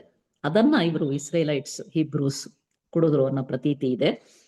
ಅಂದ್ರೆ ಅದರಷ್ಟು ರುಚಿಯಾದಂಥ ಅವಳು ಕುಡಿಲಿಕ್ಕೆ ಪಾನೀಯವನ್ನ ಕೊಟ್ಲು. And sure in language strange she said, I love thee true. ನಾನು ನಿನ್ನನ್ನ ಪ್ರೀತಿಸ್ತೀನಿ ಅಂತ ಹೇಳಿದ್ಲು. ಯಾವುದೋ ಬೇರೆ ಭಾಷೆನಲ್ಲಿ ಹೇಳಿದ್ಲು. ಇಲ್ಲಿ ಎಲ್ಲವೂ ನೋಡಿ ಅನ್ಯಾಚುರಲ್ ಥಿಂಗ್ಸ್, ಎಲ್ಲವೂ ಅಸಹಜನೆ. ಅವಳ ಭಾಷೆ ಇರಬಹುದು, ಅವಳು ಕೊಟ್ಟಂತ ಪಾನೀಯ ಇರಬಹುದು, ಯಾವುದೂ ಕೂಡ ಸಹಜ ಅಲ್ಲ ಇಲ್ಲಿ. She took me to her elfin grot and there she wept and sighed full sore, and there I shut her wide, wide eyes with kisses four. ಎಲ್ಫಿನ್ ಗ್ರಾಟ್, ಒಂದು ಮಾಯಾ ಗುಹೆಗೆ ನನ್ನನ್ನು ಅವಳು ಕರ್ಕೊಂಡು ಹೋದ್ಲು. ನಾನು ಅವಳ ತೊಡೆ ಮೇಲೆ ತಲೆ ಇಟ್ಟು ಮಲ್ಕೊಂಡೆ. ಅವಳು ಒಂದು ಜೋಗುಳ ಹಾಡಿ ನನ್ನನ್ನ ಮಲಗಿಸಿದ್ಲು. And I kissed her forehead with kisses four. ಅವಳ ಕಣ್ಣುಗಳನ್ನ ನಾನು ಚುಂಬಿಸಿದೆ. And there she lulled me asleep and there I dreamed, woe betide, the latest dream I ever dreamed on the cold hill side. ಹಾಗೆ ಮಲಗದಾಗ ನನಗೊಂದು ತುಂಬಾ ಕೆಟ್ಟ ಕನಸು ಬಿತ್ತು. ಆ ಕನಸನ್ನ ನೆನೆಸ್ಕೊಂಡು ಅವ ಈಗ ಕೂಡ ಬೆಚ್ಚಿ ಬೀಳ್ತಾನೆ. ಆ ಕನಸು ಏನು ಅಂತ ಮುಂದೆ ಹೇಳ್ತಾನೆ. I saw pale kings and princes too, pale warriors, death pale were they all. They cried, la belle dame sans merci, thee hath in thrall. ಅವನಿಗೆ ಕನಸಿನಲ್ಲಿ ಯಾರು ಕಾಣಿಸ್ಕೊಂಡ್ರು ಅಂದ್ರೆ ರಾಜರು, ರಾಜಕುಮಾರರು, ಯೋಧರು. ಇವರು 3 ಜನಕ್ಕೂ ಕಾಮನ್ ಆಗಿ ಪೇಲ್ ಅನ್ನೋ ಪದ ಯೂಸ್ ಆಗಿದೆ ನೋಡಿ. ಎಲ್ಲ ಬಿಳಿಚಿಕೊಂಡ ಮುಖದವರು. ಇಲ್ಲೂ ಕೂಡ ಅಸಹಜತೆ, ಅವರ ಮುಖ ಎಲ್ಲ ಪೇಲ್ ಆಗಿದೆ. ಅವರು ಹೇಳಿದ್ರು, ನೀನು ಮೋಸ ಹೋಗ್ಬಿಟ್ಟೆ, ಆ ಕರುಣೆ ಇಲ್ಲದೆ ಇರೋಂತ ಹೆಣ್ಣಿನ ಕೈನಲ್ಲಿ ಸಿಕ್ಕಾಕೊಂಡು ನೀನು ಮೋಸ ಹೋದೆ ಅಂತ ಅವರೆಲ್ಲ ಹೇಳಿದ್ರು. ಅಂದ್ರೆ ಬಹುಶಃ ಇದೇ ಅನುಭವ ಅವರೆಲ್ಲರಿಗೂ ಆಗಿರಬಹುದು. I saw their starved lips in the gloam, with horrid warning gaped wide, and I awoke and found me here on the cold hill's side. ಕನಸಿನಿಂದ ಎಚ್ಚರವಾಗಿ ನೋಡಿದೆ, ಅಲ್ಲಿ ಯಾರೂ ಇರಲಿಲ್ಲ. ಅದು ಭ್ರಮೆಯೂ ಆಗಿರಬಹುದು, ಅಥವಾ ಅವಳು ಮೋಹಿನಿ ರೂಪದ ಹೆಣ್ಣೂ ಆಗಿರಬಹುದು. ಅಲ್ಲಿ ಯಾರೂ ಇರಲಿಲ್ಲ, ನೆನಪುಗಳು ಮಾತ್ರ ಉಳ್ಕೊಂಡಿದೆ ಈಗ. ಸೊ ಅವತ್ತಿಂದ ಇವತ್ತಿನವರೆಗೂ ಕೂಡ ನಾನು ಹೀಗೆ ಬದುಕಿದ್ದೀನಿ. And this is why I sojourn here, alone and palely loitering, though the sledge is withered from the lake, and no birds sing. ಇಲ್ಲಿ ಹಕ್ಕಿಗಳು ಹಾಡುತ್ತಿಲ್ಲ, ಗಿಡಗಳು ಒಣಗಿದಾವೆ, ಆದರೂ ನಾನು ಇದೇ ಜಾಗದಲ್ಲಿ ಓಡಾಡ್ತಾ ಇದ್ದೀನಿ, ಬಿಕಾಸ್ ಆಫ್ ದ್ಯಾಟ್ ಇನ್ಸಿಡೆಂಟ್ ಅಂತ ಅವನು ಹೇಳ್ತಾನೆ. ಇದು ಸ್ವಲ್ಪ ಮಟ್ಟಿಗೆ ಆಟೋಬಯೋಗ್ರಫಿಕಲ್ ಕೂಡ ಅಂತ ಹೇಳಬಹುದು ಈ ಪದ್ಯನ. ಯಾಕಂದ್ರೆ ಕೀಟ್ಸ್ ಅವನ ಜೀವನ ದುರಂತಮಯವಾಗಿತ್ತು ನಾನು ಹೇಳಿದೆ. ಅವನಿಗೆ ಒಬ್ಬಳು ಸ್ನೇಹಿತೆ ಇರ್ತಾಳೆ, ಫ್ಯಾನಿ ಬ್ರೌನ್ ಅಂತ. ಆದ್ರೆ ಇವನ ಪ್ರೀತಿಯನ್ನ ಅವಳು ಪುರಸ್ಕರಿಸೋದಿಲ್ಲ. ಅಂದ್ರೆ ಕೀಟ್ಸ್ ಕಾಲವಾದ ಮೇಲೆ ಅವರಿಬ್ಬರ ಮಧ್ಯೆ ಪತ್ರ ವ್ಯವಹಾರ ನಡೀತಾ ಇತ್ತು, ಅದನ್ನೆಲ್ಲ ಪಬ್ಲಿಷ್ ಮಾಡ್ತಾರೆ. ತನ್ನ ಪ್ರತಿ ಪದ್ಯದಲ್ಲೂ ಕೀಟ್ಸ್ ತನ್ನ ಪ್ರೇಮವನ್ನ ವ್ಯಕ್ತಪಡಿಸ್ತಾನೆ. ಆದ್ರೆ ಅವಳು ಬರೆದ ಕಾಗದದಲ್ಲಿ ಅದರ ಪ್ರಸ್ತಾಪ ಇಲ್ಲ. ಹಾಗಾಗಿ ಬಹುಶಃ ನಿಜ ಜೀವನದಲ್ಲೂ ಅವನು ಒಬ್ಬ ಭಗ್ನ ಪ್ರೇಮಿಯೇ ಆಗಿರಬಹುದು. ಇಂಥ ಉದಾಹರಣೆ ನಮ್ಗೆ ಸಾಹಿತ್ಯದಲ್ಲಿ ಬಹಳ ಸಿಗುತ್ತೆ. WB ಯೇಟ್ಸ್ ಆಗಿರಬಹುದು, even for that matter William Shakespeare ಆಗಿರಬಹುದು. ಎಲ್ಲ ಮೋಸ ಹೋದವರನ್ನೇ ಪ್ರೇಮದ ವಿಷಯದಲ್ಲಿ. ಆದರೆ ಅವರೆಲ್ಲರೂ ತುಂಬಾ ಹೆಸರು ಮಾಡದಂತ ಕವಿಗಳು ಅನ್ನೋದು ಬೇರೆನೆ ವಿಷಯ. ಇದು ಲಾ ಬೆಲಾ ಡೇಮ್ ಸ್ಯಾನ್ಸ್ ಮರ್ಸಿ. ಇದನ್ನ ನಾನು ಕನ್ನಡಕ್ಕೆ ಅನುವಾದ ಮಾಡಿದ್ದೀನಿ. ಇದರ ಅನುವಾದವನ್ನ ಓದ್ತೀನಿ. ಕರುಣೆ ಇಲ್ಲದ ತರುಣಿ ಅಂತ ಟೈಟಲ್ ಕೊಟ್ಟಿದ್ದೀನಿ. ಓಸರದಾರನೆ ಒಂಟಿಯಾಗಿ ನೀ ದುಃಖಿಸುತ್ತಿಹೆಯಲ್ಲ, ಕೊಳದ ಸುತ್ತಲೂ ಬಾಡಿದ ಗಿಡಗಳು ಹಕ್ಕಿಗಳೇಕೆ ಹಾಡುತ್ತಲಿಲ್ಲ. ಓಸರದಾರನೆ ಏಕಿಂತು ದುಃಖಿಸುವೆ ಬರಿದೆ, ಸುಗ್ಗಿಯ ಕಾಲವು ಮುಗಿದಿಹುದು, ಉಗ್ರಾಣವೆಲ್ಲ ತುಂಬಿಹುದು. ಹಣೆಯದು ನಿನ್ನದು ಬಳಲಿದ ಹೂವು, ಜ್ವರದ ಕಾವಿನಲ್ಲಿ ತೇವವಾಗಿಹುದು. ನಿನ್ನ ಕೆನ್ನೆಯ ಗುಲಾಬಿ ರಂಗು ಬಣ್ಣವು ಮಾಸಿ ಕಳೆಗುಂದಿಹುದು. ನೋಡಿದೆ ನಾನು ಹಸಿರಿನ ಮಧ್ಯೆ ಸೊಬಗಿನ ಸುಂದರಿಯೊಬ್ಬಳನು, ನೀಳಕೇಶದ ಹಗುರ ಹೆಜ್ಜೆಯ ದಿಟ್ಟ ಕಂಗಳ ಅಪ್ಸರೆಯನ್ನು. ಸಿದ್ಧಗೊಳಿಸಿದೆ ಮಾಲೆಯೊಂದನು ಘಮಘಮಿಸುವ ಹೂ ಕಡಗವೊಂದನು, ಪ್ರೀತಿಯ ಸುರಿಸುತ್ತ ನೋಡಿದಳೆನ್ನನು ಗುನುಗುತ ಮೆಲ್ಲಗೆ ಸುಮಧುರ ಸ್ವರವನು. ಕುದುರೆಯ ನೇರಿ ಕುಳಿತೆವು ನಾವು, ದಿನವೆಲ್ಲ ಸಾಗಿತು ಪಯಣವದು, ಬಾಗುತ ಮುಂದೆ ಹಾಡಿದಳವಳು ಯಕ್ಷಲೋಕದ ಗೀತೆಯೊಂದನು. ನೀಡಿದಳವಳು ಸಿಹಿಗೆಣಸುಗಳ ಜೇನಿನ ಜೊತೆಗೆ ಸವಿ ತಿನಿಸುಗಳ, ಭಾಷೆಯು ಬೇರೆಯೇ ಆದರೂ ನುಡಿದಳು ಪ್ರೇಮಿಸುವೆನು ನಾ ದಿಟದಿ ನಿನ್ನನು. ಮಾಯಾ ಗುಹೆಗೆ ಕರೆತಂದಳೆನ್ನನು, ಕಣ್ಣೀರಾದಳು ನಿಟ್ಟುಸಿರುಡುತ್ತಲಿ, ಮುಚ್ಚಿದೆನವಳ ದಿಟ್ಟ ಕಂಗಳನ್ನು ಮುತ್ತಿನ ಮತ್ತಿನ ಮುಸುಕಿನಲಿ. ಜೋಗುಳ ಕೇಳುತ್ತ ಜಾರಿದೆ ನಿದಿರೆಗೆ ಕಂಡೆನು ವಿಚಿತ್ರ ಕನಸೊಂದನು, ಗಿರಿಯ ಪಕ್ಕದಲ್ಲಿ ಶೀತದ ಹವೆಯಲ್ಲಿ ಎಂದೂ ಕಾಣದ ದುಸ್ವಪ್ನವನು. ನಿಸ್ತೇಜರಾದ ಯುವರಾಜ ರಾಜರ ಬಿಳುಚಿದ ಮುಖದ ಯೋಧರ ಕಂಡೆನು, ಕೂಗಿದರವರು ಕೈವಶವಾದೆ ಕರುಣೆ ಇಲ್ಲದ ತರುಣಿಗೆ ನೀನು. ಬಳಲಿದ ತುಟಿಗಳು ನೀಡಿದವೆನಗೆ ಮಂದ ಬೆಳಕಿನಲ್ಲಿ ಎಚ್ಚರಿಕೆಯನ್ನು, ಕನಸದು ಕಳೆದು ಎಚ್ಚರವಾಗಲು ಶೀತ ಪರ್ವತದ ಬಳಿ ನಾನಿದ್ದೆನು. ಕೊಳದ ಪಕ್ಕದಲ್ಲಿ ಬಾಡಿದ ಗಿಡಗಳು ಹಾಡಲು ಮರೆತ ಹಕ್ಕಿಗಳು, ಒಂಟಿಯಾಗಿ ನಾನಿಹೆನಿಲ್ಲಿ ನಿಸ್ಸಾರ ಬದುಕನು ಕಳೆಯುತ್ತಲಿ. ಇದಾದ್ಮೇಲೆ ಕೊನೆಯದಾಗಿ ನಾನಿವತ್ತು ಓದ್ತಾ ಇರೋದು PB ಶೆಲ್ಲಿಯ ಒಂದು ಪದ್ಯ, ಓಜಿಮಾಂಡಿಯಾಸ್ ಅಂತ ಅದರ ಹೆಸರು. ನಾನು ಹೇಳಿದ ಹಾಗೆ 3 ಪದ್ಯಗಳು ಬೇರೆ ಬೇರೆ ಥೀಮ್ ನಲ್ಲಿದೆ. ಡ್ಯಾಫೋಡಿಲ್ಸ್ ಪ್ರಕೃತಿಯ ಬಗ್ಗೆ ಇದ್ರೆ, ಲಾ ಬೆಲಾ ಡೇಮ್ ಸ್ಯಾನ್ಸ್ ಮರ್ಸಿ ಭಗ್ನ ಪ್ರೇಮದ ಬಗ್ಗೆ ಇದೆ. PB ಶೆಲ್ಲಿ ಬರೆದಂಥ ಓಜಿಮಾಂಡಿಯಾಸ್ ಪದ್ಯ ಮ್ಯಾನ್ ಈಸ್ ಮಾರ್ಟಲ್ ಅನ್ನೋದರ ಬಗ್ಗೆ ಇದೆ. ಇಲ್ಲಿ ಯಾವುದೂ ಶಾಶ್ವತ ಅಲ್ಲ. ಮನುಷ್ಯನಾಗಿರಬಹುದು, ಅಧಿಕಾರ ಆಗಿರಬಹುದು, ಎಲ್ಲವೂ ನಾಶ ಆಗತ್ತೆ ಅನ್ನೋದು ಈ ಕವನದ ವಸ್ತು. ಓಜಿಮಾಂಡಿಯಾಸ್ ಒಬ್ಬ ರಾಜ ಇದ್ದಾನೆ. ಓಜಿಮಾಂಡಿಯಾಸ್ ಅನ್ನೋದು ಒಬ್ಬ ರಾಜನ ಹೆಸರು. ಈಜಿಪ್ಟಿನ ರಾಜ ಅವನು, ಮಹಾಗರ್ವಿ. ಅವನು ನಾನು ಬಹಳಷ್ಟು ಸಾಧನೆಗಳನ್ನ ಮಾಡಿದ್ದೀನಿ ಅಂದ್ಬಿಟ್ಟು ತನ್ನ ಮೂರ್ತಿಯನ್ನ, ಪ್ರತಿಮೆಯನ್ನ ತಾನೇ ನಿರ್ಮಾಣ ಮಾಡ್ಕೋತಾನೆ. ಇದು ನಾವು ಬಹಳಷ್ಟು ಕಡೆ ನೋಡ್ತೀವಿ. ಆದ್ರೆ ಕಾಲಾನಂತರದಲ್ಲಿ ಎಷ್ಟೋ ವರ್ಷಗಳ ಕಳೆದ ಮೇಲೆ ಆ ಮೂರ್ತಿಯ ಪರಿಸ್ಥಿತಿ ಏನಾಗುತ್ತೆ ಅಂದ್ರೆ ಅದು ಭಗ್ನವಾಗುತ್ತೆ, ಮುರಿದು ಹೋಗುತ್ತೆ. ಅದನ್ನ ನೋಡದಂತ ಒಬ್ಬ ಯಾತ್ರಿಕ ಆ ಮೂರ್ತಿ ಹೇಗಿತ್ತು ಅಂತ ಬಂದು ಹೇಳ್ತಾನೆ. ಕವಿ ಶೆಲ್ಲಿ ಅದನ್ನ ಕವನ ರೂಪದಲ್ಲಿ ಬರೆದಿದ್ದಾನೆ. ಇದು 14 ಸಾಲುಗಳ ಪದ್ಯ. ಇದನ್ನ ಇಂಗ್ಲಿಷ್ನಲ್ಲಿ ಸಾನೆಟ್ ಅಂತ ಹೇಳ್ತಾರೆ. ಇದನ್ನ ಮೊದಲು ಇಟಲಿಯ ಕವಿ ಪೇಟ್ರಾರ್ಕ್ ಅನ್ನೋನು ಈ ಸಾನೆಟ್ ಫಾರಂ ಅನ್ನ ಸ್ಟಾರ್ಟ್ ಮಾಡಿದ್ದು. ಆಮೇಲೆ ವಿಲಿಯಂ ಶೇಕ್ಸ್ಪಿಯರ್ ಅದರಲ್ಲಿ ಕೆಲವು ಬದಲಾವಣೆಗಳನ್ನ ಮಾಡ್ತಾನೆ. ಈ ಪೇಟ್ರಾರ್ಕನ್ ಸಾನೆಟ್ ನಲ್ಲಿ ಕವಿ ಏನ್ ಹೇಳ್ತಾನೆ ಅನ್ನೋದನ್ನ ನಾವು ನೋಡೋಣ. ಓಸಿಮಾಂಡಿಯಾಸ್. ಓಸಿಮಾಂಡಿಯಾಸ್ ಒಬ್ಬ ರಾಜನ ಹೆಸರು. I met a traveler from an antique land who said. ಮುಂದಿನ ಸೆಂಟೆನ್ಸ್ ಬಹಳ ದೀರ್ಘವಾಗಿದೆ. ಇಲ್ಲೂ ಕೂಡ ಎರಡೇ ಕ್ಯಾರೆಕ್ಟರ್ ಬರ್ತವೆ. ಒಬ್ಬ ಯಾತ್ರಿಕ ಬಂದ್ಬಿಟ್ಟು ಹೇಳ್ತಾ ಇದ್ದಾನೆ, ಸ್ಪೀಕರ್ ಹತ್ರ ಹೇಳ್ತಾ ಇದ್ದಾನೆ. ಅವನು ಕವಿನೇ ಇರ್ಬೋದು ಅಥವಾ ಕವಿಯ ಬದಲು ಬೇರೆಯವನು ಮಾತಾಡ್ತಾವನೋ ಇರ್ಬೋದು, ಅವರಿಗೆ ನಾವು ಸ್ಪೀಕರ್ ಅಂತ ಹೇಳ್ತೀವಿ. ಒಬ್ಬ ಯಾತ್ರಿಕ ಬಂದ್ಬಿಟ್ಟು ಇವನ ಹತ್ರ ಹೇಳ್ತಾ ಇದ್ದಾನೆ, I met a traveller from an antique land. ನಾನೊಬ್ಬ ಪ್ರಾಚೀನವಾದ ದೇಶದಿಂದ ಬಂದಂತ ಒಬ್ಬನನ್ನ ಭೇಟಿಯಾದೆ. ಅವನು ಹೇಳ್ದ, two vast and trunkless legs of stone stand in the desert. ನಾನು ಒಂದು ಡೆಸರ್ಟ್ ಇಂದ ಬರ್ತಾ ಇದ್ದೀನಿ, ಈಜಿಪ್ಟಿನ ಮರಳುಗಾಡಿನಿಂದ ಬರ್ತಾ ಇದ್ದೀನಿ. ಅಲ್ಲಿ ನಾನು ಏನು ನೋಡಿದೆ ಅಂದ್ರೆ, two vast and trunkless legs of stone, ಎರಡು ಉದ್ದವಾದ ದೇಹವಿಲ್ಲದ ಎರಡು ಕಾಲುಗಳನ್ನ ನಾನು ನೋಡಿದೆ. Half sunk a shattered visage lies. Visage ಅಂದ್ರೆ ಮುಖ. ಆ ಮರಳಿನ ಪಕ್ಕದಲ್ಲಿ ಆ ವಿಗ್ರಹಕ್ಕೆ ಸಂಬಂಧಿಸಿದ ಮುಖ ಬಿದ್ದಿದೆ. ಅದು ಹೇಗೆ?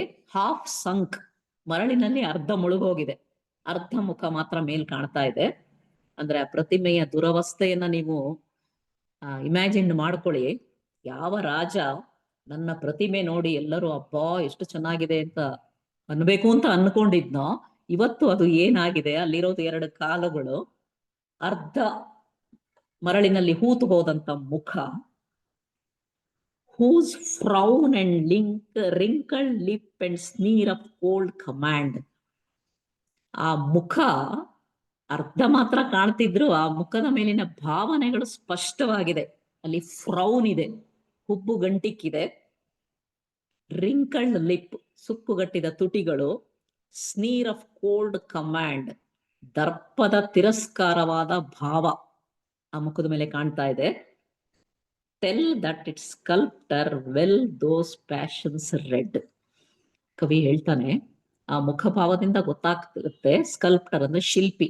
ಈ ಮೂರ್ತಿಯನ್ನ ಯಾರು ಕೆತ್ತಿದ್ನಲ್ಲ ಶಿಲ್ಪಿ, ಅವನು ಬಹಳ ಜಾಣ. ಯಾಕಂದ್ರೆ ಆ ರಾಜನ ಮುಖಭಾವವನ್ನ ಅಷ್ಟು ಸ್ಪಷ್ಟವಾಗಿ ಮೂಡಿಸಿದಾನೆ ಅಲ್ಲಿ. Tell that the sculptor well those passions read which yet survive. ರಾಜ ಸತ್ರು, ಪ್ರತಿಮೆ ಭಗ್ನವಾದ್ರು, ಆ ಭಾವನೆ ಮಾತ್ರ ಉಳ್ಕೊಂಡಿದೆ. Stamped on these lifeless things, stamped on these lifeless things, the hand that mocked them and the heart that fed. ಇದು ಶಿಲ್ಪಿಯ ಕೈ ಮತ್ತೆ ಅವನ ಹೃದಯ. ಇದು ಫಸ್ಟ್ ಪಾರ್ಟ್ ಆಯ್ತು. ಮೂರ್ತಿನ ನೋಡ್ದ, ಅದು ಭಗ್ನವಾಗಿತ್ತು. ಮುಂದೇನು? ಸೆಕೆಂಡ್ ಪಾರ್ಟ್ ಇದೆ. ಅಂಡ್ ಆನ್ ದ ಪೆಡೆಸ್ಟಲ್, ಆ ವಿಗ್ರಹದ ಕೆಳಭಾಗದಲ್ಲಿ ಒಂದು ಇನ್ಸ್ಕ್ರಿಪ್ಷನ್ ಇದೆ. ಸಾಮಾನ್ಯವಾಗಿ ಇರುತ್ತೆ, ಅವರು ಯಾರು, ಎಲ್ಲಿಂದ ಎಲ್ಲಿವರೆಗೆ ಬದುಕಿದ್ರು ಇತ್ಯಾದಿ. ಇವನು ಕೂಡ ಬರ್ಕೊಂಡಿದ್ದಾನೆ ರಾಜ. On the pedestal these words appear, my name is Ozymandias, king of kings, look on my works, you mighty and despair. ನಾನು ಇಂಥ ರಾಜ, ಎಷ್ಟು ಸಾಧನೆಗಳನ್ನ ಮಾಡಿದ್ದೀನಿ, ನನ್ನ ಸಾಧನೆಗಳನ್ನ ನೋಡು, ನಿರಾಶೆ ಹೊಂದು, ಹತಾಶನಾಗು ನೀನು. ಯಾಕಂದ್ರೆ ಅಂಥ ಕೆಲಸನ ನಾನು ಮಾಡಿದ್ದೀನಿ, ನಿನಗೆ ಅದನ್ನ ಇಮ್ಯಾಜಿನ್ ಮಾಡ್ಲಿಕ್ಕೆ ಕೂಡ ಸಾಧ್ಯ ಇಲ್ಲ. ಆಯ್ತು, ನನ್ನ ಸಾಧನೆಗಳನ್ನ ನೋಡು ಅಂತನಲ್ಲ, ಅವನ ಸಾಧನೆ ಏನು ಅಂತ ಆಚೆ ಈಚೆ ನೋಡಿದ್ರಲ್ಲಿ ಏನಿದೆ? Nothing beside remains. ಸುತ್ತಮುತ್ತ ಏನೂ ಇಲ್ಲ. Round the decay of that colossal wreck. Decay ಎಲ್ಲ ನಾಶ ಅಂತ ಸೂಚಿಸುವಂತ ಪದಗಳು. ಆ ವಿನಾಶದ ಸುತ್ತ ಏನಿದೆ ಅಂದ್ರೆ, ಬೌಂಡ್ಲೆಸ್ ಅಂಡ್ ಬೇರ್ the loan and level sands. ಕೇವಲ ಮರಳು. 4 ಅಡ್ಜೆಕ್ಟಿವ್ ಅನ್ನ ಯೂಸ್ ಮಾಡ್ತಾನೆ. ಬೌಂಡ್ಲೆಸ್, ಬೇರ್, ಲೋನ್, ಲೆವೆಲ್. ಕೇವಲ ಕೇವಲ ಕೇವಲ ಅಂಕೆ ಇಲ್ಲದಷ್ಟು ಮರಳಿನ ರಾಶಿ. ಅವನ ಸಾಧನೆ ಇದು. ಇಲ್ಲಿ ಐರನಿ ನೋಡಿ, ವಿಡಂಬನೆಯನ್ನ ನೋಡಿ. ಏನು ಅವನ ಸಾಧನೆ? ಈಗ ಉಳಿದಿರೋದೇನು? ಕೇವಲ ಮರಳು, ಮಣ್ಣು. ದೆ ಸ್ಟ್ರೆಚ್ ಫಾರ್ ಅವೇ. ಇದಾದ ಮೇಲೆ ಕವಿ ಮುಂದೆ ಅವನ ಕಾಮೆಂಟ್ ಏನೂ ಮಾಡ್ಲಿಕ್ಕೆ ಹೋಗೋದಿಲ್ಲ. ನಾವೇ ಅರ್ಥ ಮಾಡ್ಕೋಬಹುದು ಅವನ ಇಂಟೆನ್ಷನ್ ಏನಿದೆ ಅನ್ನೋದನ್ನ. ಸಾಮಾನ್ಯವಾಗಿ ಮರಳು ಅನ್ನೋದು ಒಂದು ನಶ್ವರತೆಯ ಸಂಕೇತ. ಎಲ್ಲವೂ ಕೂಡ ಇಲ್ಲಿ ನಾವಾದ್ರೂ ಹೇಳ್ತೀವಿ ಕೊನೆಗೆ ಎಲ್ಲವೂ ಮಣ್ಣಾಗತ್ತೆ ಅಂತ. ಅದನ್ನ ಇಲ್ಲಿ ಮರಳು ಅಂತ ಹೇಳ್ತಾರೆ. ಇಲ್ಲಿ ಇದನ್ನ ಓದ್ಬೇಕಾದ್ರೆ ಕುವೆಂಪು ಅವರ ಒಂದು ಕವನದಲ್ಲಿ ಈ ಜೀವನದ ನಶ್ವರತೆಯ ಬಗ್ಗೆ ಒಂದ್ ಸಾಲು ಹೇಳ್ತಾರೆ. ರಾಜ್ಯ, ರಥ, ಕೋಟೆ, ಸಿಂಹಾಸನ ಎಲ್ಲವೂ ಗಾಳಿಯ ಬರಹ, ಮರಳಿನ ಬರಹ ಅಂತ ಹೇಳ್ತಾರೆ. ಯಾವುದೂ ಇಲ್ಲಿ ಪರ್ಮನೆಂಟ್ ಅಲ್ಲ. ಆದ್ರೆ ಇದನ್ನ ಮನುಷ್ಯ ಅರ್ಥ ಮಾಡ್ಕೋಬೇಕಷ್ಟೇನೆ. ಅದೇ ರೀತಿ KS ನರಸಿಂಹಸ್ವಾಮಿ ಅವರು ಗಡಿಯಾರದ ಅಂಗಡಿಯ ಮುಂದೆ ಅನ್ನೋ ಒಂದು ಕವನವನ್ನ ಬರೆದಿದ್ದಾರೆ. ಅದರಲ್ಲಿ ಒಂದ್ ಸಾಲು ಬರುತ್ತೆ, ಗಡಿಯಾರದ ಅಂಗಡಿಯ ಮುಂದೆ ನಿಂತು ಕಾಲದ ನಿರ್ದಯ ಹರಿವನು ನೋಡುತ್ತೀಹೇನು ಅಂತ. ಗಡಿಯಾರದ ಮುಳ್ಳುಗಳು ಎಷ್ಟು ಫಾಸ್ಟ್ ಆಗಿ ತಿರುಗ್ತಾ ಇದೆ, ಎಷ್ಟು ನಿರ್ದಯವಾಗಿ ಕಾಲ ಮುಂದೆ ಮುಂದೆ ಮುಂದೆ ಹೋಗ್ತಾ ಇದೆ, ಅದನ್ನ ನಾನು ನೋಡ್ತೀನಿ ಅಂತ. ಮತ್ತೆ ಈ ಸಮಯದಲ್ಲಿ ಬೇಬಿ ಅಣ್ಣನಲ್ಲಿ ನಂದೊಂದು ರಿಕ್ವೆಸ್ಟ್ ಏನಂದ್ರೆ, ಈ KS ನರಸಿಂಹಸ್ವಾಮಿ ಅವರ ಗಡಿಯಾರದ ಅಂಗಡಿಯ ಮುಂದೆ ಅನ್ನೋ ಪದ್ಯ ತುಂಬಾ ಚೆನ್ನಾಗಿದೆ. ನೋಡ್ಲಿಕ್ಕೆ ಸರಳ ಅನ್ಸಿದ್ರು ಅರ್ಥ ಮಾಡ್ಕೊಳ್ಳಿಕ್ಕೆ ತುಂಬಾ ಕಷ್ಟಕರವಾಗಿದೆ. ದಯವಿಟ್ಟು ಯಾವ್ದಾದ್ರೂ ಒಂದು ಭಾನುವಾರ ಅವರು ಈ ಗಡಿಯಾರದ ಅಂಗಡಿಯ ಮುಂದೆ ಕವನವನ್ನ ಎಕ್ಸ್ಪ್ಲೈನ್ ಮಾಡ್ಬೇಕು ಅಂತ ಬೇಬಿ ಅಣ್ಣಗೆ ರಿಕ್ವೆಸ್ಟ್ ಮಾಡ್ಕೊತೀನಿ. ಆಮೇಲೆ ಈ ಓಜಿಮಾಂಡಿಯಾಸ್ ಪದ್ಯವನ್ನ ನಾನು ಕನ್ನಡಕ್ಕೆ ಅನುವಾದ ಮಾಡಿದ್ದೀನಿ, ಅದನ್ನ ಓದ್ತಾ ಇದ್ದೀನಿ ಈಗ. ನಾ ಭೇಟಿಯಾದೆ ಯಾತ್ರಿಕನೊಬ್ಬನನು, ಪ್ರಾಚೀನ ದೇಶದಿಂದ ಬಂದಿದ್ದನವನು. ಮರಳುಗಾಡಲಿ ಕಂಡ ಭಗ್ನ ಮೂರ್ತಿಯೊಂದನು ಹೀಗೆ ಬಣ್ಣಿಸಿದನು. ಮರುಭೂಮಿಯ ವಿಸ್ತರದಿ ಎತ್ತರದಿ ನಿಂತಿಹುದು ಕಲ್ಲಿನಲ್ಲಿ ಕಡೆದ ವಿಗ್ರಹದ ಕಾಲುಗಳು. ಮರಳಿನಲ್ಲಿ ಅರೆ ಹುದುಗಿ ಭಗ್ನವಾದ ಮೊಗವೊಂದು ಹತ್ತಿರದೆ ಬಿದ್ದಿಹುದು ದೇಹವದು ಕಾಣದು. ಗಂಟಿಕ್ಕಿದ ಹುಬ್ಬು ನೆರಿಗೆಗಟ್ಟಿದ ತುಟಿಯು ಕ್ರೌರ್ಯವದು ತಾನು ವಿಜೃಂಭಿಸುವುದು. ಮೂಡಿರುವ ಭಾವಗಳು ನೆನಪಿಸಿವೆ ಶಿಲ್ಪಿಯನು ಅವನ ಚತುರತೆಯ ಕೈಚಳಕವನ್ನು. ಕಾಣುತ್ತಿದೆ ಬರಹವದು ವಿಗ್ರಹದ ಕೆಳಗಿಹುದು. ರಾಜಾಧಿರಾಜ ನಾನು, ನನ್ನ ಹೆಸರಿಹುದು ಓಜಿಮಾಂಡಿಯಾಸ್. ದೃಷ್ಟಿಸಿ ನೋಡು ವೀರನೇ ನನ್ನ ಸಾಧನೆಗಳತ್ತ, ಹತಾಶನಾಗುವೆ ನೀ ದಿಗ್ಭ್ರಮೆಗೊಳ್ಳುತ್ತ. ಆ ಭವ್ಯ ಭಗ್ನ ಮೂರ್ತಿಯ ಸುತ್ತ ನೋಡಲೇನೂ ಇಲ್ಲ, ಅನಂತವಾದ ಮಿತಿಯಿಲ್ಲದೆ ಹರಡಿರುವ ಮರಳು, ಕೇವಲ ಮರಳು ಮಾತ್ರ ನೋಡಿದಲ್ಲಿಲ್ಲ. ಇದು ಓಜಿಮಾಂಡಿಯಾಸ್ ಪದ್ಯದ ಬಗ್ಗೆ. ಇಲ್ಲಿಗೆ ನಾನು ಆರಿಸ್ಕೊಂಡಂತ 3 ಕವನಗಳು ಕೂಡ ಕಂಪ್ಲೀಟ್ ಆಯ್ತು. ಹೆಚ್ಚಿಗೆ ಎಕ್ಸ್ಪ್ಲನೇಷನ್ ಏನು ನಾನು ಜಾಸ್ತಿ ಕೊಡಕ್ ಹೋಗ್ಲಿಲ್ಲ, ಯಾಕಂದ್ರೆ ಬಹಳಷ್ಟು ಸರಳವನ್ನು ಮೊದಲೇ ನಾನು ಹೇಳಿದಾಗೆ ರೊಮ್ಯಾಂಟಿಕ್ ಪೀರಿಯಡ್ ಕವನಗಳಾಗಿರೋದ್ರಿಂದ ಶೇಕ್ಸ್ಪಿಯರಿಯನ್ ಇಂಗ್ಲಿಷ್ ಏನಿದೆ ಅಷ್ಟೆಲ್ಲ ಕಷ್ಟಪಡ್ಬೇಕಾಗಿಲ್ಲ ಇದನ್ನು ಓದ್ಲಿಕ್ಕೆ. ಮೊದಲನೇ ಓದಿಗೆ ಕೂಡ ಅರ್ಥ ಆಗತ್ತೆ. ಆದ್ರೂ ಸ್ವಲ್ಪ ಎಕ್ಸ್ಪ್ಲನೇಷನ್ ಕೊಟ್ಟಿದ್ದೀನಿ. ಯಾವ ರೀತಿ ನಿಮಗೆ ಅಪೀಲ್ ಆಗಿದೆ ಅಂತ ಗೊತ್ತಿಲ್ಲ. ಸೊ ಈಗ ನಿಮ್ಮ ಅಭಿಪ್ರಾಯಗಳಿಗೆ ಸ್ವಾಗತ ಇದೆ. ನಿಮ್ಮ ಏನೇ ಕಾಮೆಂಟ್ಸ್ ಇದ್ರು ಅಥವಾ ನೀವು ಅಡಿಷನ್ ಏನಾದರೂ ಸೇರಿಸೋದಿದ್ರು ಕೂಡ ಸೇರಿಸ್ಬೋದು.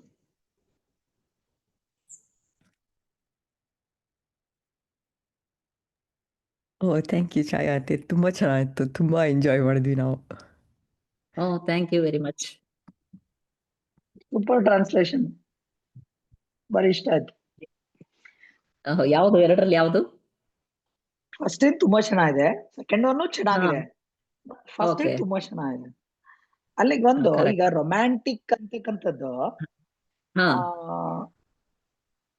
ಯಾವ ಭಾವದಲ್ಲಿ ಅಂತ ಅರ್ಥ ಆಗಿಲ್ಲ. ಅಂದ್ರೆ ಅವ್ರವ್ರಿಗೆ ಕವಿಯ ಮನಸ್ಸಿಗೆ ಅನ್ಸೋವಂಥದ್ದು ರೊಮ್ಯಾಂಟಿಕ್ ಭಾವನೆಗಳ ಇಲ್ಲ ಇಲ್ಲ ಅಥವಾ ಅದು ಆಕ್ಚುಲಿ ಅಲ್ಲಿ ಓದುಗರಿಗೆ ಇಲ್ಲ ನಾನು ಹೇಳದ್ನಲ್ಲ, ರೊಮ್ಯಾಂಟಿಕ್ ಅಂತ ನಾವು ಏನ್ ಜನರಲ್ ಆಗಿ ತಿಳ್ಕೊಂಡಿರ್ತೀವಿ ಆ ಅರ್ಥ ಅಲ್ಲವೇ ಅಲ್ಲ ಅಲ್ಲಿ. ಇಲ್ಲಿ ರೊಮ್ಯಾಂಟಿಕ್ ಅಂದ್ರೆ ಅರ್ಥ ತಮ್ಮದೇ ಭಾಷೆನಲ್ಲಿ ಮಾಡುವ ರಚನೆ, ಸಾಹಿತ್ಯದ ರಚನೆ ಅಂತ ಅದರ ಅರ್ಥ ಅಷ್ಟೇನೆ. ನಾವು ಏನು ರೊಮ್ಯಾಂಟಿಕ್ ಅಂತ ತಿಳ್ಕೊಂಡಿದೀವಿ ಆ ಅರ್ಥ ಇಲ್ಲಿ ಇಲ್ಲವೇ ಇಲ್ಲ. ಏನು ಅಂದ್ರೆ ಹಂಗಾದ್ರೆ ರೊಮ್ಯಾಂಟಿಕ್ ಎಲ್ಲಾ ಕವಿಗಳು ಹಾ ಎಲ್ಲಾ ಕವನಗಳು ಹಂಗ ರೊಮ್ಯಾಂಟಿಕ್. ಅಲ್ಲ ಅಂದ್ರೆ ಇವರು ಇಲ್ಲಿಯವರೆಗೆ ಇದ್ದಂತ ಕವಿತೆಗಳು ಹೇಗಿತ್ತು ಅಂದ್ರೆ ಸಾಮಾನ್ಯ ಮನುಷ್ಯನಿಗೆ ನಿಲುಕ್ತಾ ಇರಲಿಲ್ಲ. ಆಮೇಲೆ ಸಾಮಾನ್ಯ ಮನುಷ್ಯನ ಬಗ್ಗೆ ಯಾರು ಬರೀತಾನೂ ಇರಲಿಲ್ಲ. ಇವರು ಆ ಬದಲಾವಣೆನ ಮಾಡಿದ್ರು. ಆ ಪೀರಿಯಡ್ ಅನ್ನ ರೊಮ್ಯಾಂಟಿಕ್ ಪೀರಿಯಡ್ ಅಂತ ಹೆಸರಿಟ್ಕೊಂಡ್ರು. ಬಟ್ ಮತ್ತೆ ಮುಂದೆ ಎಲ್ಲ ಚೇಂಜ್ ಆಗುತ್ತೆ. ಇನ್ನು ವಿಕ್ಟೋರಿಯನ್ ಬರುತ್ತೆ, ಆಮೇಲೆ ಮಾಡರ್ನ್, ಪೋಸ್ಟ್ ಮಾಡರ್ನ್ ಬೇರೆ ಬೇರೆ ಆಗುತ್ತೆ, ಫೀಚರ್ಸ್ ಕೂಡ ಚೇಂಜ್ ಆಗ್ತವೆ. ಬಟ್ ಈ ಪೀರಿಯಡ್ ನ ಕವನಗಳು ಮಾತ್ರ ಈ ಲಕ್ಷಣಗಳು ಇವು.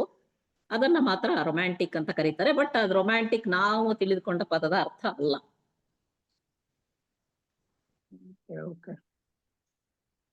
ಹಾಯ್ ಛಾಯಾ ಆಂಟಿ. ಓ ಹಾಯ್ ವಸುಧಾ, ಸೇರಿದ್ಯಾ ನೀನು? ನಾನು ಸೇರಿದ್ದೆ. ಗೋ ಹೆಡ್ ಯಾರೋ ಹೇಳ್ತಿದ್ದಾರೆ, ಆಮೇಲೆ ಮಾಡ್ತೀನಿ. Okay okay. ಒಂಥರ ನೀನ್ ಟ್ರಾನ್ಸ್ಲೇಟ್ ಮಾಡಿರೋದೆಲ್ಲ ಹೆಂಗಿತ್ತು ಅಂದ್ರೆ ಒಳ್ಳೆ ಅವ್ರಗಳ ಮಟ್ಟಕ್ಕೆ ಹೋಗ್ತಾ ಇದೆಯಾ ನೀನು. ಒಳ್ಳೆ ನಾನು ರೊಮ್ಯಾಂಟಿಕ್ ಕವಿ ಅಂತ ಹೆಸರಿಟ್ಕೊಂಡ್ಬಿಡ್ಬೋದು ಹಂಗಾರೆ. ಖುಷಿ ಆಯ್ತು. ಒಳ್ಳೆ ನೀನ್ ಇನ್ನೂ ಒಂದ್ ದಿವಸ ತಗೋಬಹುದು ಈ ಸಲ ಸೆಷನ್. ಕವಿಯತ್ರಿ. ಈಗ ಮಾತಾಡೋದು. ಹಲೋ ಛಾಯಾ, ಚೆನ್ನಾಗಿದೆ. ಓ ಸೇರಿದ್ರಾ? ಥ್ಯಾಂಕ್ ಯು, ಥ್ಯಾಂಕ್ಸ್ ಕಣ್ರಿ. ಏನ್ ಗೊತ್ತಾ ಸುಭದ್ರಾ, ಹೇಳಿ ದಿನ ಛಾಯಾ. ಇದೇ ಟೈಮಿಗೆ ರಾಮಾಯಣ ದರ್ಶನ ವಾಚನ ಇರುತ್ತೆ. ನಮ್ಮಣ್ಣ LML ಶಾಸ್ತ್ರಿಗಳು ಮಾಡ್ತಾರೆ. ಇವತ್ತು ಅವರು ಆಬ್ಸೆಂಟ್ ಆಗಿದ್ರು ಅಂತ ಅವ್ರ ಬದ್ಲು ನಾನ್ ಮಾಡ್ದೆ ಅಷ್ಟೇ. ಪ್ರತಿದಿನ ರಾಮಾಯಣ ದರ್ಶನಂ ಇರುತ್ತೆ, ಅದು ತುಂಬಾ ಚೆನ್ನಾಗಿರುತ್ತೆ. ಛಾಯಾಂಟಿ ತುಂಬಾ ಚೆನ್ನಾಗಿತ್ತು. ಛಾಯಾಂಟಿ ಹಿಂಗ Okay. ನಂಗೆ ಐ ವಿಶ್ ಅಪ್ಪ ವಾಸ್ ದೇರ್. 3 ಜನನು ಅವ್ರ ಫೇವ್ರೆಟ್ ಪೋಯಟ್ಸ್. ಹೌದಾ?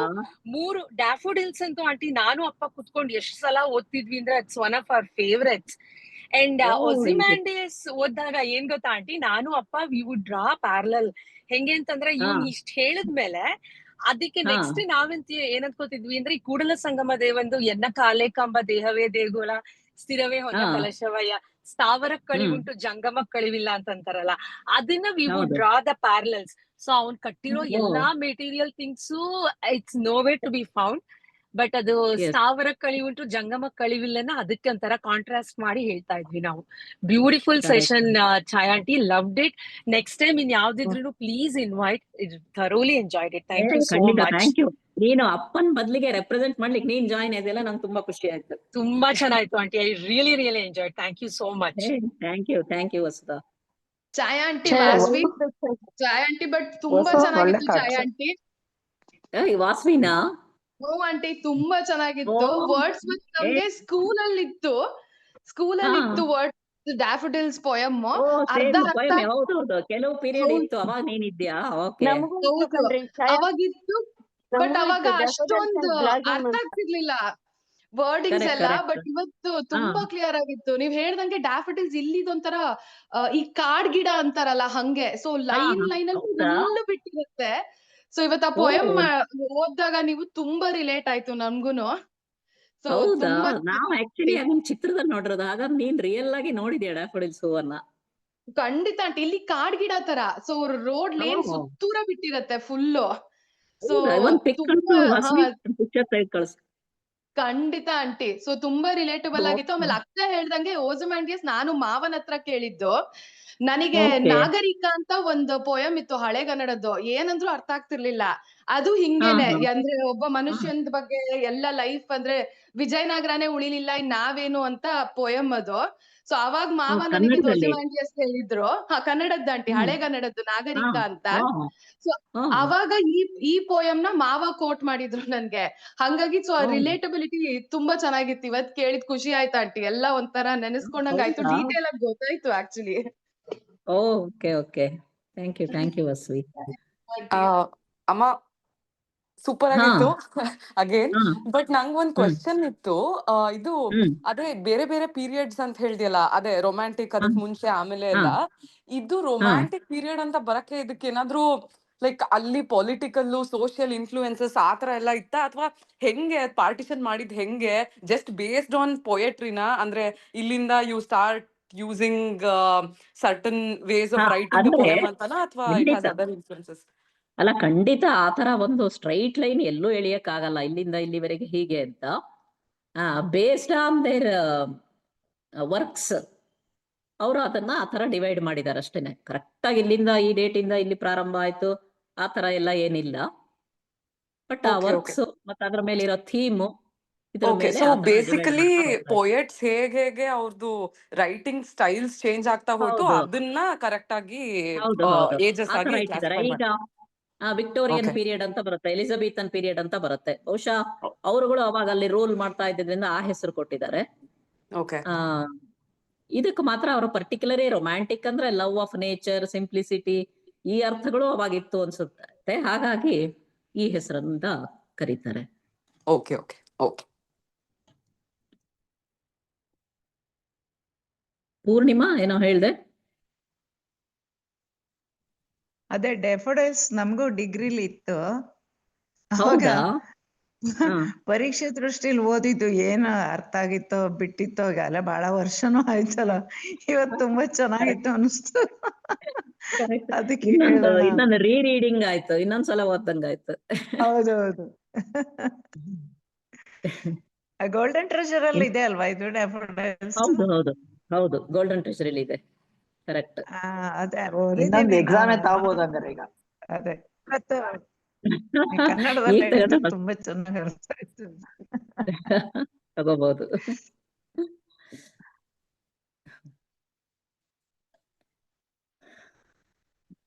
ಒನ್ ಓಕೆ ಅವರ್ ದಿನ ಹಾಗಾದ್ರೆ ನಿಮ್ದೇ ಪ್ರೋಗ್ರಾಮ್ ಮಾಡ್ಬೋದು. ದೊಡ್ಡಪ್ಪನ್ ಮುಗಿದ್ಮೇಲೆ ನಿಮ್ದು ಇನ್ನೊಂದು 1 ಅವರ್ ಮಾಡ್ಬೋದು ಅಂತ ಅನ್ಸುತ್ತೆ. ಯಾವ್ದ್ರ ಬಗ್ಗೆ ಟಾಪಿಕ್ ಸಜೆಸ್ಟ್ ಮಾಡ್ಬೇಕು? ಈಗ ಏನಾಗತ್ ಗೊತ್ತಾ, ಕೆಲವೆಲ್ಲ ಈಗ ಶೇಕ್ಸ್ಪಿಯರ್ ಹಂಗೆಲ್ಲ ತಗೊಂಡ್ಬಿಟ್ರೆ ಅದು ತುಂಬಾ ರಿಲೇಟ್ ಮಾಡ್ಕೊಳ್ಳೋದು ಕಷ್ಟ. ಆ ವರ್ಡ್ಸ್ ಎಲ್ಲ ಅದಕ್ಕೆಲ್ಲ ಅರ್ಥ ಹೇಳೋದು, ಅದು ತುಂಬಾ ಅರ್ಥ ಹೇಳ್ಬಿಟ್ರೆ ಒಂಥರ ಕ್ಲಾಸ್ ರೂಮ್ ಟೀಚಿಂಗ್ ಆಗ್ಬಿಡುತ್ತದ. ಹ್ಮ್ ಹಾಗಾಗಿ ಹಾಗೂ ಇರಬಾರ್ದು. ಸೊ ಇದು ಆದ್ರೆ ಓಕೆ, ಹೆಚ್ಚು ಎಕ್ಸ್ಪ್ಲನೇಷನ್ ಬೇಡ ಅಂತ ನಾನು ಇದನ್ನ ಸೆಲೆಕ್ಟ್ ಮಾಡ್ಕೊಂಡೆ. ಹ್ಞೂ ತುಂಬಾ ಚೆನ್ನಾಗಿತ್ತು. Thank you. ಆಕ್ಚುಲಿ ಇಂಟ್ರೊಡಕ್ಷನ್ ಅಲ್ಲಿ ಒಂದ್ ಸ್ವಲ್ಪ ಎಲ್ಲ ಹೇಳಿದ್ರಲ್ಲ, ಇಂಗ್ಲಿಷ್ದು ಹೆಂಗ್ ಬಂತು ಅದು ಇದು ಅಂತ. ಆ ಥರ ಹಾ ಯೋಚನೆ ಮಾಡೇ ಇರಲಿಲ್ಲ. ನಾವು ಒಂಥರ ಡಿಫ್ರೆಂಟ್ ಆಗಿ ಒಳ್ಳೆ ಚೆನ್ನಾಗಿತ್ತು. ಅಂದ್ರೆ ಆ ಪೊಯಮ್ಸ್ ಎಲ್ಲ ಹಾ ಇತ್ತು ನಮಗೆ ಕ್ಲಾಸಸ್ ಸ್ಕೂಲಲ್ಲೆಲ್ಲ, ಆದ್ರೆ ಈ ಥರ ಕರೆಕ್ಟ್. ಯಾರು ಹೇಳ್ಕೊಟ್ಟಿರ್ಲಿಲ್ಲ. ಕರೆಕ್ಟ್. Thank you. ನೀವು ಅಂದ್ರೂ ನಾನು ಕ್ಲಾಸ್ ಅಲ್ಲೂ ಡೀಟೇಲ್ ಎಲ್ಲ ಆಗಿ ಹಂಗೆ ಬರ್ತಿದ್ರಾ?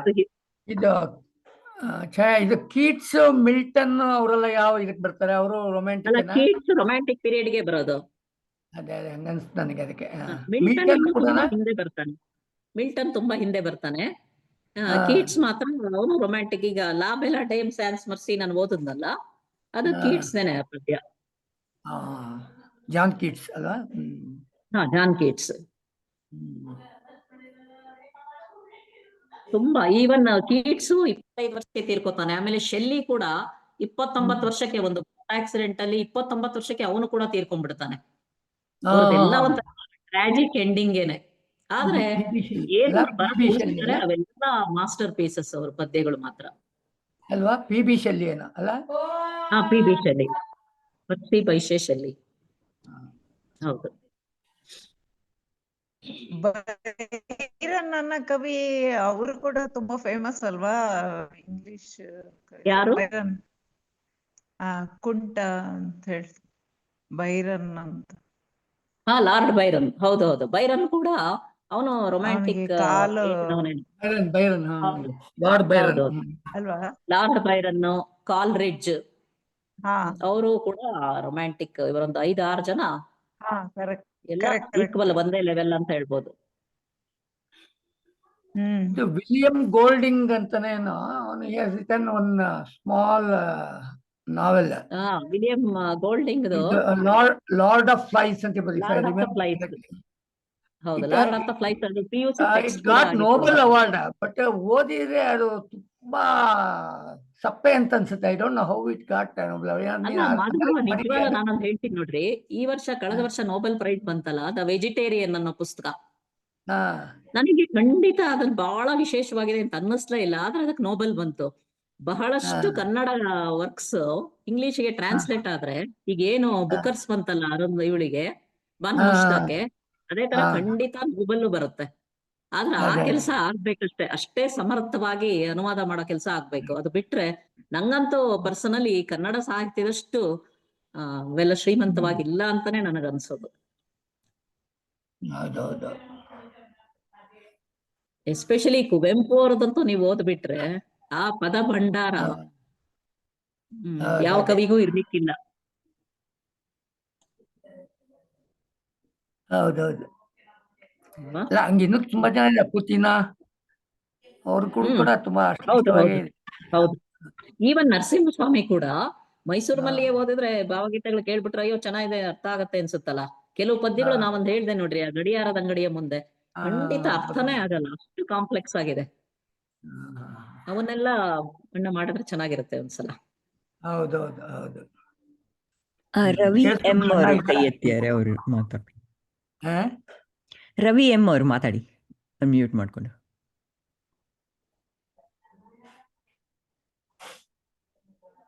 ಅವರು ಕೈ ಎತ್ತಿದ್ದಾರೆ, ಏನೋ ಹೇಳ್ಬೇಕು ಅಂತ ಅನ್ಸುತ್ತೆ, ಬಟ್ ಮ್ಯೂಟ್ ಆಗಿದೆ.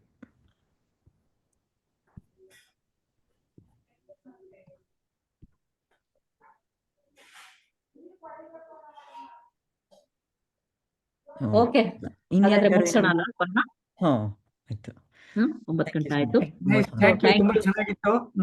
I think Thank you. It can be extended to another day.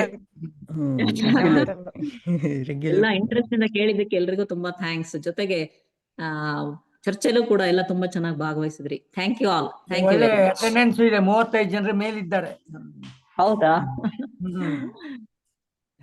Class room first day ಇರುತ್ತೆ ಅಲ್ಲ, ನಿಜ ಅಟೆಂಡೆನ್ಸ್, ಹೇಳ್ಬೇಕಂದ್ರೆ ಅಲ್ಲ ನಿಜ ಹೇಳ್ಬೇಕಂದ್ರೆ ಇದು ವಿಶೇಷತೆ ಕಾರ್ಯಕ್ರಮನೇ. ಆಮೇಲೆ ನಮಗೆ ಇಂಥದ್ದು ನಾವು ಕ್ಲಾಸ್ ರೂಮ್ ಅಲ್ಲಿ ಒಂಥರ ಕ್ಲಾಸ್ಗೋಸ್ಕರ ಅದೇನೋ ಒಂಥರ ಅನಿವಾರ್ಯವಾಗಿ ಕೂತಿರ್ತೀವಲ್ಲ, ಎಲ್ಲ ಹಂಗಿರ್ಲಿಲ್ಲ, ಸ್ವತಂತ್ರವಾಗಿ ಆ ಇಂಟ್ರೆಸ್ಟ್ ಇಂದ ಕೇಳಿದ್ವಿ. ತುಂಬಾ ಚೆನ್ನಾಗಿತ್ತು. ಅದೇ ಕನ್ನಡ ಅಂದಿದ್ದಕ್ಕೆ ನಂಗೆ ಇದು ಬಂತು. ಹಂಗ್ ನೋಡಿದ್ರೆ ಕುಮಾರವ್ಯಾಸ ಭಾರತ ಎಲ್ಲ ಆ ಲೆವೆಲ್ ಬಹುಶಃ ಎಲ್ಲೂ ಇಲ್ಲೂ ಅಂತ ಅನ್ಸುತ್ತಲ್ಲ. ಹೌದು, ಕರೆಕ್ಟ್. ನಮಸ್ತೆ ಓಕೆ ಮ್ಯಾಮ್. ಇಂಗ್ಲಿಷ್ ಡಿಪಾರ್ಟ್ಮೆಂಟ್ ಇಂದ ಶಾಂಭವಿ ಇದ್ದೀನಿ ಮ್ಯಾಮ್. ಓ ಶಾಂಭವಿ, ಓಕೆ ಓಕೆ ಓಕೆ, ಹೇಳು ಶಾಂಭವಿ. ಚೆನ್ನಾಗಿತ್ತು ಮ್ಯಾಮ್ ಎಕ್ಸ್ಪ್ಲೇಷನ್ ಎಲ್ಲ. ಹೌದಾ? ಥ್ಯಾಂಕ್ ಹಾ ಯು. ಮ್ಯಾಮ್. ಎಷ್ಟೋ ಅವರ್ಸ್ ಬೇಕು ಮ್ಯಾಮ್ ಓದಿ ಅರ್ಥ ಮಾಡ್ಕೊಳ್ಳೋದಕ್ಕೆ. ನೀವು ಎಷ್ಟು ಈಸಿಯಾಗಿ ಚೆನ್ನಾಗಿ ಅಂಡರ್ಸ್ಟುಡ್ ಆಗೋ ಹೇಳಿದ್ರಿ ಮ್ಯಾಮ್. ಚೆನ್ನಾಗಿತ್ತು, ತುಂಬಾ ಚೆನ್ನಾಗಿತ್ತು. ಏನಿಲ್ಲ ಬಿಡು, ಇಂಗ್ಲಿಷ್ ಲೆಕ್ಚರ್ ನೀನು ಮಾಡ್ಬೋದು ಆ ಕೆಲಸ, ಏನ್ ಪರವಾಗಿಲ್ಲ. ಇಲ್ಲ ಮ್ಯಾಮ್, ಚೆನ್ನಾಗಿತ್ತು, ಹೆಲ್ಪ್ ಆಗುತ್ತೆ. ಈ ತರ ಸೆಷನ್ಸ್ ಎಲ್ಲ ತುಂಬಾ ಹೆಲ್ಪ್ ಆಗುತ್ತೆ ಮ್ಯಾಮ್ ನಮ್ಗೆಲ್ಲ. ಹೌದಾ? ಫೈನ್ ಹಾ ಫೈನ್. ಮ್ಯಾಮ್, ಇನ್ನೊಂದು ಯಾವ್ದಾದ್ರು ಇದ್ರೆ ಖಂಡಿತ ನಮ್ಗೆ ಇನ್ಫಾರ್ಮ್ ಮಾಡಿ ಮ್ಯಾಮ್. ನಾನು ಜಾಯ್ನ್ ಆಗ್ತೀನಿ. ಖಂಡಿತ ಖಂಡಿತ ಹೇಳ್ತೀನಿ. ಚೆನ್ನಾಗಿತ್ತು ma'am. Okay, thank you. Thank you ma'am. Thank you. Thank you Shambhavi. Okay ಸರಿ, ಹಂಗಾರೆ ನಾಳೆ ಓಕೆ ಅಪ್ಪನ ಕನ್ಕ್ಲೂಡ್ ಮಾಡೋಣ. Thank you again. Thank you all. Good night. Good night.